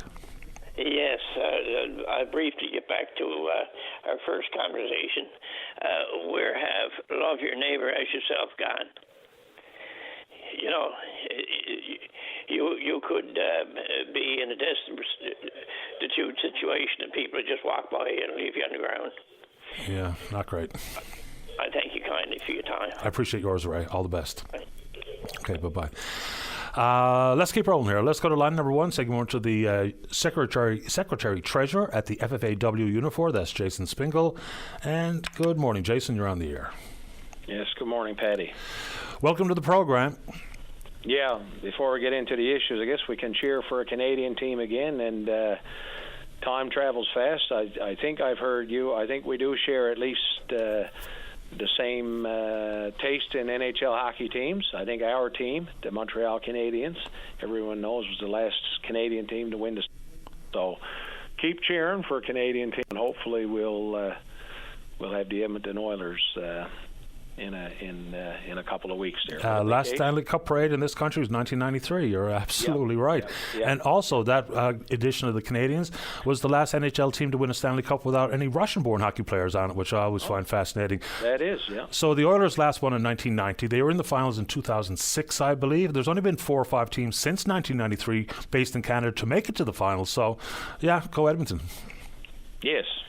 Anyway, yeah, I think you reached out to talk about redfish. And, yep. I've been on several times about that in particular. So there was an announcement made by DFO, by the minister, several weeks ago, and we spoke about that. That gave a majority share of that particular allocation to the offshore. Again, I reiterate for everyone, this fishery closed in 1997. There's been a lot of developments. The two major ones with respect to the players at the table is that the inshore fleets, the less than 65-foot fleets, made a living here in the Gulf primarily, and also some with the northern shrimp. That's, Quebec, New Brunswick, Newfoundland, and Labrador fishing shrimp, supplying several plants in coastal communities in each of those provinces. And the offshore were given significant allocations of shrimp and turbot and other fisheries, particularly in the north. And, for anyone to sit there and say, yes, we were all waiting for, and this stock was basically on a trajectory to, as close to zero as you could get. And out of nowhere, and Mother Nature does that, we've had a boom in the year classes there. And, we went from a perspective of where we never thought we'd be fishing Unit 1 or Gulf redfish again to the largest biomass in Atlantic Canadian history. Again, I repeat, even, and this is DFO Science own words and still is, at well over 2 million metric tons, even larger than the iconic northern cod biomass at its heyday. And, this was a real opportunity for some, what I would say, balance here. But unfortunately, what happened with the boom in redfish was a decline in shrimp. And redfish is a direct predator of particularly juvenile shrimp, so no one should be surprised on what happened there. And lo and behold, the government, despite all our lobbying, and this wasn't something, we spent years outlining, the shrimp is going down. We're going to need redfish for what we call a just transition.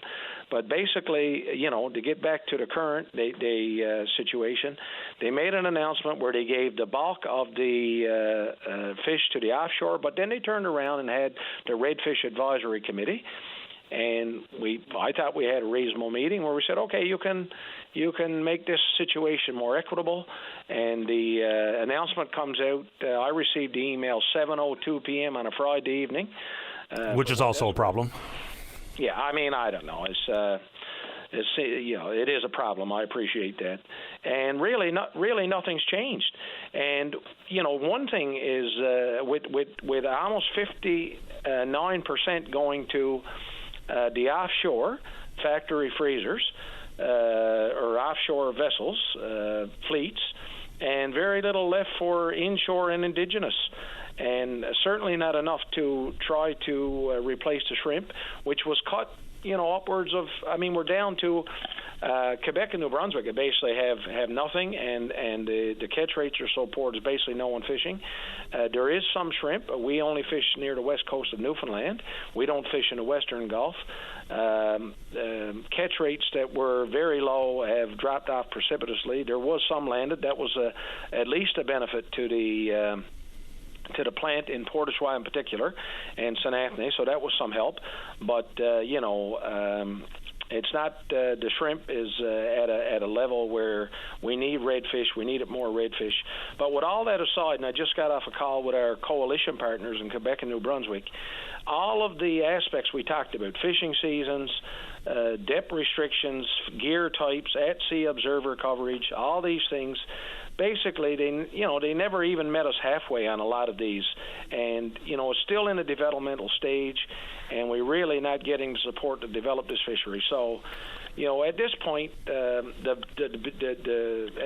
we've stated, this fleet on the west coast of Newfoundland, Northern Peninsula, been in survival mode for several years, and the opportunity seems lost to us now to correct some of this, and is really going to be difficult for people on the Northern Peninsula. Sure. So, correct me if I'm wrong, so 60% for the offshore vessels, and we don't know if that's all factory freezer trawlers or whether some of that will be landed and processed in plants on the island. We just don't know. That's fair. And 15% for inshore harvesters. Is that the number? Yeah, well, some of the allocations have been identified, some haven't. It's 14.84 to less than 65 throughout the Gulf, 10% to shrimpers. So here in Newfoundland it'll be, somewhat less than that, but it's and 10% for indigenous communities. So it depends, I guess, on how the final sharing gets done, but it's certainly not enough to support the fleets that are there. We've asked for a buyback as well. So as we just got off the call, we said, the little bit of hope is diminished even further after that call. We really felt that with the reallocation from 25,000 tons to 60,000 tons, that there would have been more of that allocated to the less than 65-foot inshore fleets, shrimpers and non-shrimpers alike. So when you said buyback, you're talking about buyback the shrimp licenses? Buyback inshore enterprises. That could be open to people that there are less that don't have shrimp, but for sure the shrimpers, for sure. Yeah. Okay, and so obviously that's a problem, and I think that 30 cents a pound, 15% of that 60,000 tons is not an extremely lucrative fishery, regardless of how you slice it. Before I let you go, Jason, are you following along with, and do you have any comments about the racket between Canada and France regarding halibut in the Gulf? Yeah, I was briefed on that. What I can say is, you really expect that that you're dealing with two countries. You'd really expect that that this would be dealt with at the highest levels, but my best understanding is here now is that France, Saint Pierre Miquelon has really kind of said, well, we're gonna go outside the formal process. We're gonna set our own plan, and regardless of whether you like a decision or not, you just can't have that. For sure. And, so I was asked I was on the fisheries broadcast yesterday and was asked, closing ports to St. Pierre Miquelon vessels in Newfoundland ports or Canadian ports. I said, look, that might help in the short term, but we really need, I don't know if it needs to go as far. If it has to, for sure, the ministers in each country, if not even the leaders of each country, to get a meeting here and get this settled. We have to have, follow the science and appropriate management, and we can't have anyone in any stock going off and setting their own rules. That's the bottom line. If you have that situation, well, where do you go? So I think everyone sees that that's untenable and has to be fixed. Yeah, because the French are looking for a whopping increase in their quota for the halibut.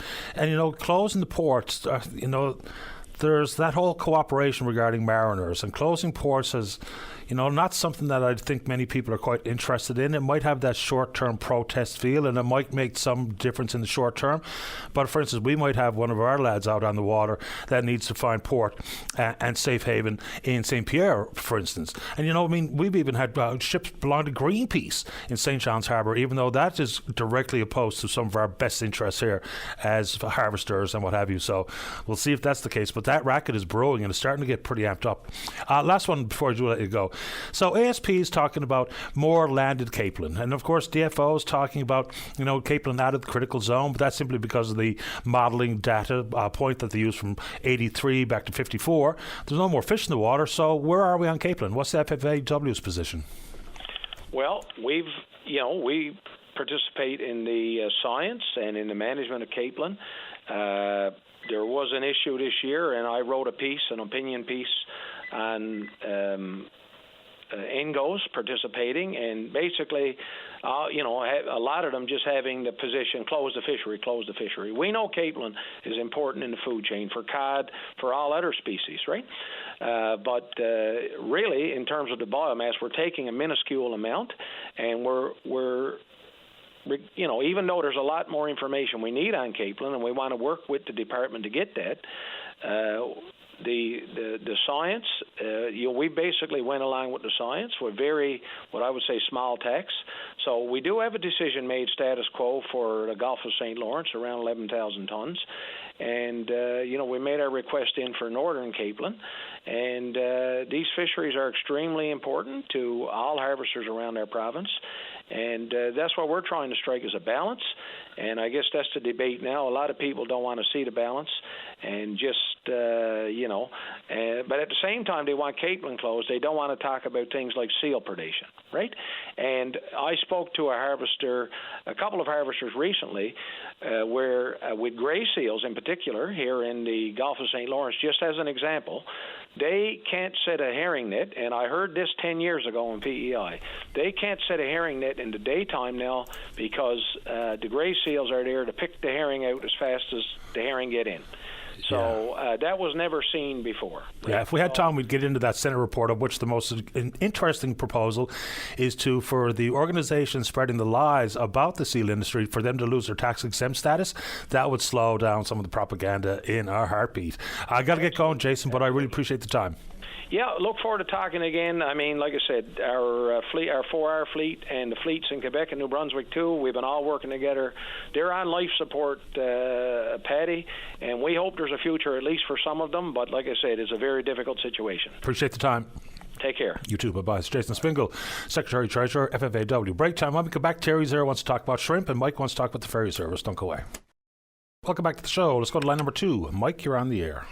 Every day, Paddy. Excellent today. How about you? Lots of rain. Everybody's getting free car wash. Yes, sir. I needed one, as a matter of fact.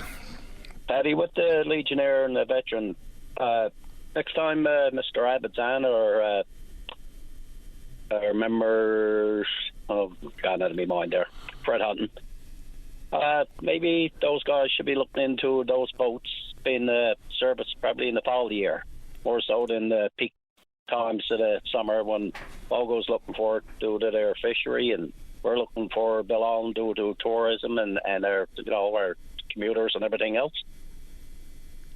You're right. I mean, why choose purposefully to take one of the large vessels out of the fleet or off of the run exactly when it's needed the most?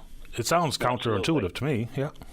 I mean, it was the users committee and Bilal that turned around and reached out and said, like, what can we do to help those people, which they took the Bowman, and we still got the big boat, which we're, to me, I guess we're happy that we didn't lose the big one. But again, like $50 million boats, 1 year warranty, and all the trouble they have to have over the 10 years that they've been here, I think it's out to lunch. You get more in a wheelbarrow, warranty-wise. Yeah, I mean, right from the get-go. I mean, remember back when these boats were first ordered, there was all the concerns about going to the dam and shipyards, and then they were floating around out there. We were wondering whether or not we were going to have to pay a tariff to bring them in. And then you get them here, and they bobbed up and down in St. John's Harbour, waiting to come up with contractors who are going to be charged with doing the work. Then we had to modernise and reconfigure the wharfs to even accommodate the vessels. So it's been a comedy of errors right from the get-go. Absolutely. Even when the boats were left to come over here, I don't know, it was the veteran at the time. I mean, that got out no distance. They had to take it back. They had to change out apparently the engine in it. So, I mean, that should have been a red flag right there. Yeah, I mean, apparently, and I'm not a master mariner, nor do I know a whole lot about ferries of that size, but we're told by folks who work in the industry, and there's one guy who I think has got his finger on the pulse of it. He says in the first 5 years, there's always going to be some kinks to be worked out, but it doesn't really feel like that. If you compare, say, to the some of the vessels that were built in the Marystown shipyard, I don't recall there being similar types of ongoing concerns and repeated concerns, and then you talk about the inefficiency when we compare doing work on the draggers or the Coast Guard vessels compared to how the ferry system gets handled. It's obviously a bit of a mess. Absolutely. And even with the Flanders right now, I think that's still over in the jog there in Portugal Cove. I mean, that's supposed to be going down to the harbour, I guess, weeks ago due to the fire that was on it and everything else. So, gentleman called in there Friday and he was saying about technicians and stuff that they send down, say, on the harbour front and that to check out this and that and everything else. And time it takes 3 of them to do that. They're throwing in probably like a $17,000 bill and this and that. I think a lot of our money, like that gentleman spoke about, is wasted big time due to those people that they got to send in when it should only take one person to go down and analyse something that don't need 3 people. Big time. Well, I mean, the ferry system here in the province costs in excess of $90 million this year, and not so sure it needs to cost as much as it does. And I think there's also people who want me to bring forward conversations about cost recovery, just about the people who use the ferries to offset more of the cost that's borne by the province. So anyway, anyone wants to bring forward that concern, they're more than happy to do it. We're more than welcome to do it. I wonder how it's suiting the folks out on the Fogo Island Change Islands run now, the fact that the Beaumont Hamel has joined that run and they're back on a 2-boat system, albeit nowhere near ideal, but I haven't heard much in the way of complaints since the Beaumont Hamel arrived. No, absolutely, Paddy. And one quick thing before I go, I don't know if you've seen the news yesterday where they showed 2 young fellas that did a home invasion. I think a little over probably 2 years ago. 2.5 years ago, there was an 88-year-old lady and a 90-year-old man that when they broke in, they threw them to the floor and robbed their purse, their jewellery and vehicle. And this guy's coming up before court now. That was on yesterday. And then they went to another place and broke in. I think those guys should get the maximum that they could ever give anybody for something like that, Paddy. I remember that story. I mean, going in and beating those senior citizens, that's crazy. Yeah, I'm happy enough for the book to be thrown at the boys, 100%. Absolutely, Paddy. All right, you have a good day, Paddy. You too, Mike. All the best. Take care. Bye-bye. All right, it is time for the news. Terry, you stay right there to talk about shrimp right after this. Don't go away. The Tim Powers Show. Join the conversation weekday afternoons at 4 p.m. on your VOCM. Welcome back. Let's go to line number 4. Terry Ryan, you're on the air. Good morning, Paddy. How are you enjoying the St. John's fog? Well, I'm used to it. So I'm just getting by. Paddy, I want to talk about shrimp, of course. I'll start by saying there's certain things that occur every year annually. One is Christmas Day, and one is Good Friday, and there's several others. And then the other one is the battle to get Shrimp Fishing Area 6 open to the inshore fleet. And so, sure as clockwork, that battle has been ongoing now for since sometime in April. Nothing was done by the federal minister who has the ultimate authority to open Shrimp Fishing Area 6, like she opened Shrimp Fishing Area 8 in the Gulf over a month ago, I guess now. Anyway, the department finally, late yesterday evening, did release the TAC, the total allowable catch for Shrimp Fishing Area 6 for the inshore fleet, and are moving on setting an opening date finally. And I just listened to Mr. Spingle on there talking about the redfish thing over in the Gulf. And that's a very important issue, obviously, to those harvesters over there who are having a tough time now, most of them. And I'm wondering, how many times he has been on Openline, fishery broadcasts, media releases written by him over the last month and a half on this issue, Shrimp Fishing Area 6. I haven't heard him. I have heard him several times talking about the redfish issue, and he was on fishery broadcast yesterday evening talking about the halibut issue. I was interviewed yesterday evening. It's supposed to be on broadcast evening. But, I mean, maybe if he, as the Secretary-Treasurer, and Mr. Pretty, as the President, spent an equal amount of time on this Shrimp Fishing Area 6 issue as they have on others that are also very important issues, maybe we would have had Shrimp Fishing Area 6 open by now. I don't know. But anyway, having said that, it's an annual thing. Nobody can figure out why the Federal Fisheries Department and the minister, who has the ultimate authority on opening of fisheries, why it's such a battle every year to get Shrimp Fishing Area 6 open. And it's, like I said, it's just as sure as Christmas Day coming every year and Good Friday. It's a repeating thing the last 7 or 8 springs or so. What makes Area 6 any different, Jerry? I don't know. If you get the answer to that question, call me collect. I'll accept that call from you. Fair enough. And because I would have no earthly idea, that's why I asked. Yeah. This is what we can't get any answers for. But, 3-4 years ago, the only way we could get it open is my son sailed to the shrimp grounds intentionally illegally. I don't know if you remember that. And then he steamed across, sold it on the other side, right? No, he at that time, he was hoping he was going to get charged and get the catch seized to get some media attention to force DFO's hand. But they didn't charge him, would not seize his catch, but the next morning they opened shrimp fishery. And up until 4 o'clock yesterday afternoon, it was looking like he was going to do the same thing this year. But I don't know if it's coincidence or not, but I went on Fisher Broadcast yesterday and did an interview, and the Austin, Todd O'Brien was going to try to get in contact with some DFO bureaucrats and the minister's office to see what in the hell was going on. And lo and behold, a half hour after that, I got communication from the FFAW that the minister is going to announce the TAC and look at an opening date. Now, I don't know if that's coincidence, like when the Virgin Mary got pregnant with Jesus, or not. I don't know, right? But it's an ongoing battle every year. So I don't know what can be done with it. I think that if the president and the Secretary-Treasurer of the FFAW put more effort, because they'll always say, well, we had a meeting with the minister. We spoke with this one. We spoke with that one, and then that's it, right? It doesn't work, obviously.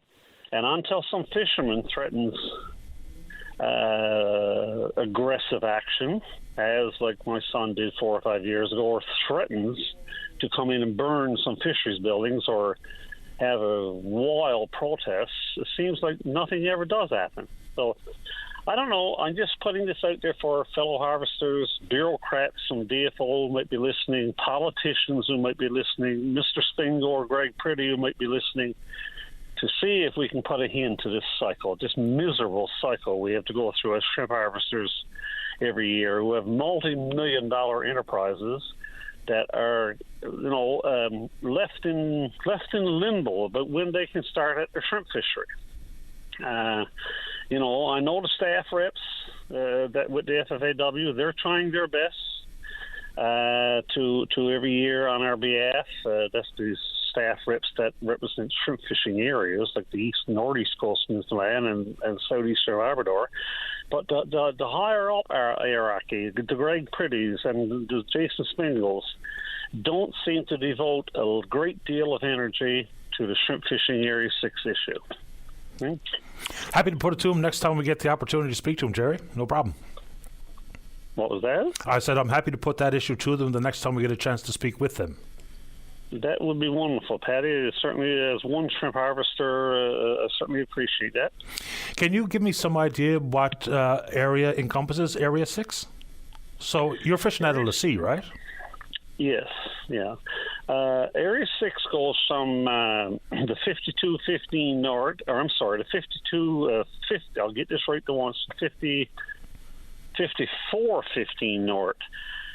Which is down to Grosswater Bay or somewhere, I think it is, and it goes from that up to Cape Friels, okay, which is the 4915 north, right? So basically the northeast coast of Newfoundland and the southeast coast of Labrador. Got it. Okay, I will put that question to them the first chance I get. I appreciate the time, Terry. And thank you for your time. Anytime. All the best. Bye. All right, bye-bye.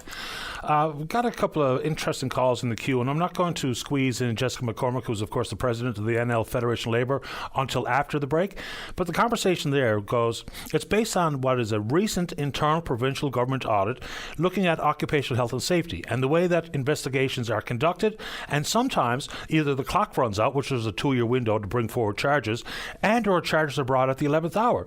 And a couple of examples that were revealed in this audit, that even sometimes these 11th hour charges that were brought forward, there wasn't even evidence offered in court because of an outdated investigative procedure. So obviously, when you look at the complexity and the importance of getting these investigations right, there's something woefully lacking. So right after the break, we're going to touch base with Jessica McCormick on this issue, and then Daryl's here to talk about retention of doctors. Don't go away.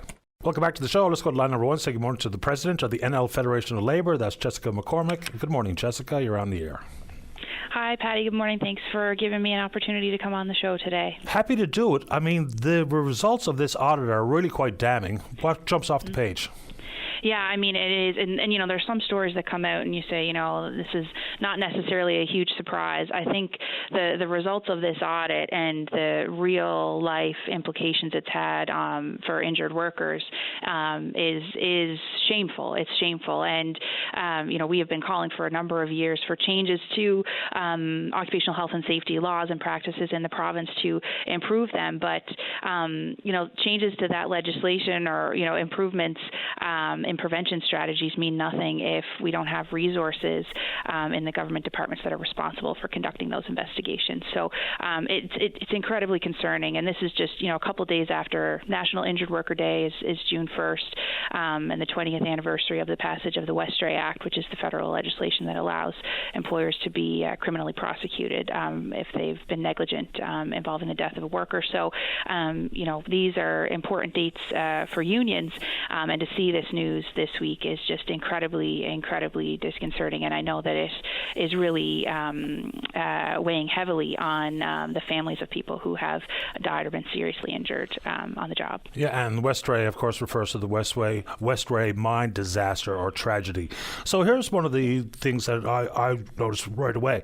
So a couple of quotes. According to the audit, at least 1/4 of investigations surveyed weren't finished before the 2-year deadline elapsed, thereby precluding the option for prosecution. It goes on to say between 2016 and 2020, more than half of the time when charges were filed, it happened within days of the deadline expiring. Then they go on to describe one court case where there was 3 charges in play and there was no evidence presented on 2. So is this the lack of number of investigators at OHS, or is this about what they refer to as the outdated investigative process?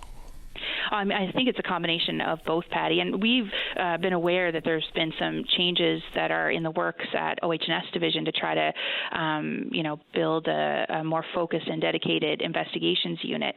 But it's no additional positions, right? It's just kind of shifting people around to allow them to focus more on one specific aspect of the job. So, they don't have the people power there, I think, to do the job that needs to be done.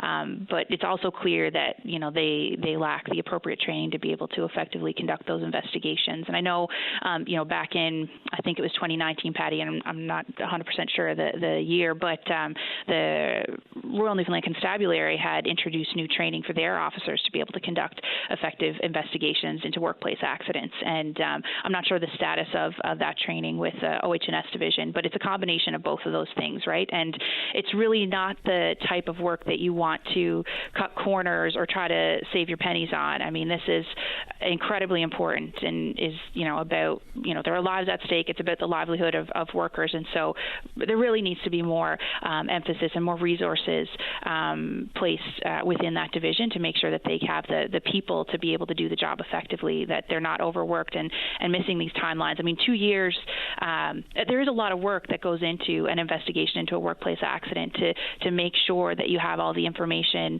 and interviews and evidence that you need in the event that it has to be prosecuted. But it's also, not a big window when you have a number of cases on your workload. So I don't want to, put all the blame at the feet of investigators or the staff of the OHS division. This, the responsibility lies with government, with ministers who are responsible for making decisions about how those departments are funded. Yeah, and then I'll add to it is apparently there's a lot of turnover within the ranks of the staff. Mm-hmm. And of course, investigating, there's a science to it. And to polish it or to perfect it or get close to perfecting it requires time and multiple investigations. So if there's turnover of staff, obviously leads to some of the complications regarding hitting that 2-year window. Exactly. And I mean, there's a huge amount of pressure that those folks are under because it's about, it's, as I said, somebody's life or livelihood.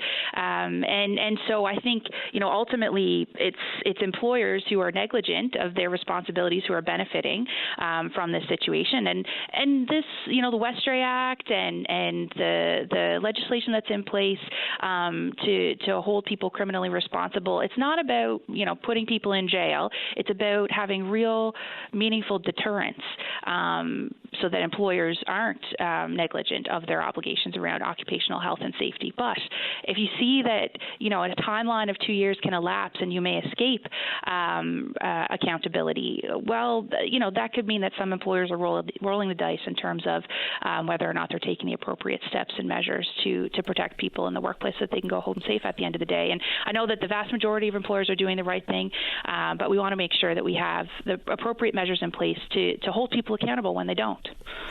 Yeah, I mean, this is certainly revealing not only with the operations inside the department, but for the corporate community. They must, they know this, and they see, and they talk to their fellow business owners, and they know how these investigations proceed, and they know about the 2-year deadline. And I'm not even sure why there would be a 2-year deadline in place, period. Because, as you mentioned, I think rightfully so, some of these investigations can be extremely complex. And so having just that statute of limitations, for the lack of a better phrase, in place, I also don't quite understand. Absolutely. And, we look at examples like Ontario. They have a program called Safety Check, and it allows the public to take a look at the safety records of businesses, just, as you would with, say, a restaurant that's going in and being audited, or they're, taking a look at safety and hygiene. They have a similar program for businesses in Ontario, and it's allows anybody to go in and take a look at the safety record. We have been calling for something similar here in Newfoundland and Labrador for quite some time to provide more transparency on those types of records as another kind of tool, another mechanism to hold people accountable, because right now that information is kept out of the public eye, and I think it would be really enlightening to see some of that information, and I think would put a little more pressure on employers to do the right thing. So there are so many tools out there that we can use, obviously prevention strategies to make sure nobody gets hurt or seriously injured in the first place, but we also need to make sure on the other side of it that when that does happen, we're doing absolutely everything everything we can to make sure that worker has justice and that there's accountability, and that it never happens again, that the appropriate measures and steps are being taken after an incident to make sure that it doesn't reoccur. Yeah, I mean, it was just a number of years ago where if there was a workplace incident causing death, it was no longer in the hands of OHS, it was immediately in the hands of the police, which is odd that that was ever the case in the first place. Jessica, as usual, really appreciate the time. Next time we talk, we'll get into some of the other issues that the Fed is dealing with. Yes, sounds good, Patty. Thanks very much. Appreciate your time. Bye-bye. Jessica McCormick is the president of the NL Federation of Labour. Let's go to line number 2. Darryl, you're on the air. Oh, hi, Patty. How you doing today? Fine, thanks. How you doing? Oh, I'm doing good, thanks, and thanks for having me on your show there. Good show as usual. Patty, one calling about, as we know, there's issues with retention of doctors. And there a while back, I sat in on the health accord sessions and recommendations, and one recommendation I made, and which went into the report, is the retention of doctors. And the model Germany they got a 100% retention rate for doctors in Germany, and that went into the report. And so I'm wondering if that had ever been explored, because we got to start looking outside the box, looking at models like Germany and see what they're doing right versus what we're doing wrong. Because as you know, it's an ongoing issue, and it seems like we're spinning our wheels and throwing money at the system versus being productive. So I like to know, I like for the Minister of Health to come on, or Premier Fury, did they look at that report? Like, is in the report that they explore Germany's model, place like Germany, Sweden, whatever, and see what they're doing right, and see if we could take a look at it, and maybe we could learn from them for the better. Because I'll give you an example. I know of a locum recently, a doctor come from Toronto as a locum, and he came to the province and he loved the province, but due to the bureaucracy and the red tape, no go. So another thing I think the government's going to have to look at, we're going to have to look at a cleanup job, probably look at the College of Physicians and the bureaucracy behind the scenes, the bureaucrats, because there's something going on why we're having all these blocks. So I think that's something that needs to be taken into consideration. Yeah, the locum issue is important. We've actually talked to a doctor that's based in Ontario and has wanted to come do locums, but has run into that paperwork warfare and has consequently not done it. She's originally from here. Her father had a practice here in the city of St. John's. I'm a little surprised you said Germany, because I thought for sure when you were going to talk about best practices, because Finland and Norway have great success with retention. They've changed their entire protocols. And when you pick Germany, the reason I say I'm surprised is because there was a story a couple of months ago from Euronews, which I read a fair bit, talk about the fact that 1 in 4 doctors are leaving the profession in Germany. So I'm going to have to look a little closer at what exactly they're doing. Yeah, because when I looked into it, and I was told from good sources that they had a retention rate, but you are right with Norway and Finland. They got stellar healthcare systems, and places like that, actually, they got things reversed. You go to the doctor to stay healthy versus wait till you get sick as well. So I think all that should be studied. Look at Norway, Finland, Sweden, but Germany did have a 100% retention rate. So, I think they should explore all these countries and take a look at it for the better. And because if not, our system is failing us. And like you said, you know of a locum, they're originally from Newfoundland, live in Ontario. But in this case, this one I know of, they're not Newfoundlander at all. They're originally from Toronto, and they came here to the province and loved it. But no go. They're just as a locum, but as they wanted to stay here full time, but due to the red tape and everything behind the scenes, as no go. But I think they're going to look at the College of Physicians and all the practice in general, because there's something terribly gone wrong between the cracks. I appreciate the time, Darryl. You've had the last word. Oh, again, thank you for your time, and all the best, Patty, to you and your listening audience and staff at VOCM. Thank you. Same to you, Darryl. All the best. Thank you. All right. Bye. Bye-bye. All right. Good show today. Big thanks to all hands who support the program, and we will indeed pick up this conversation again tomorrow morning right here on VOCM and Big Land FM's Open Line. On behalf of the producer, David Williams, I'm your host, Paddy Daly. Have yourself a safe, fun, happy day. We'll talk in the morning. Bye-bye. Step into the world of power, loyalty, and luck. I'm going to make him an offer he can't refuse. With family, cannolis, and spins mean everything. Now, you want to get mixed up in the family business. Introducing The Godfather at ChumbaCasino.com. Test your luck in the shadowy world of The Godfather slot. Someday, I will call upon you to do a service for me. Play The Godfather now at ChumbaCasino.com. Welcome to the family.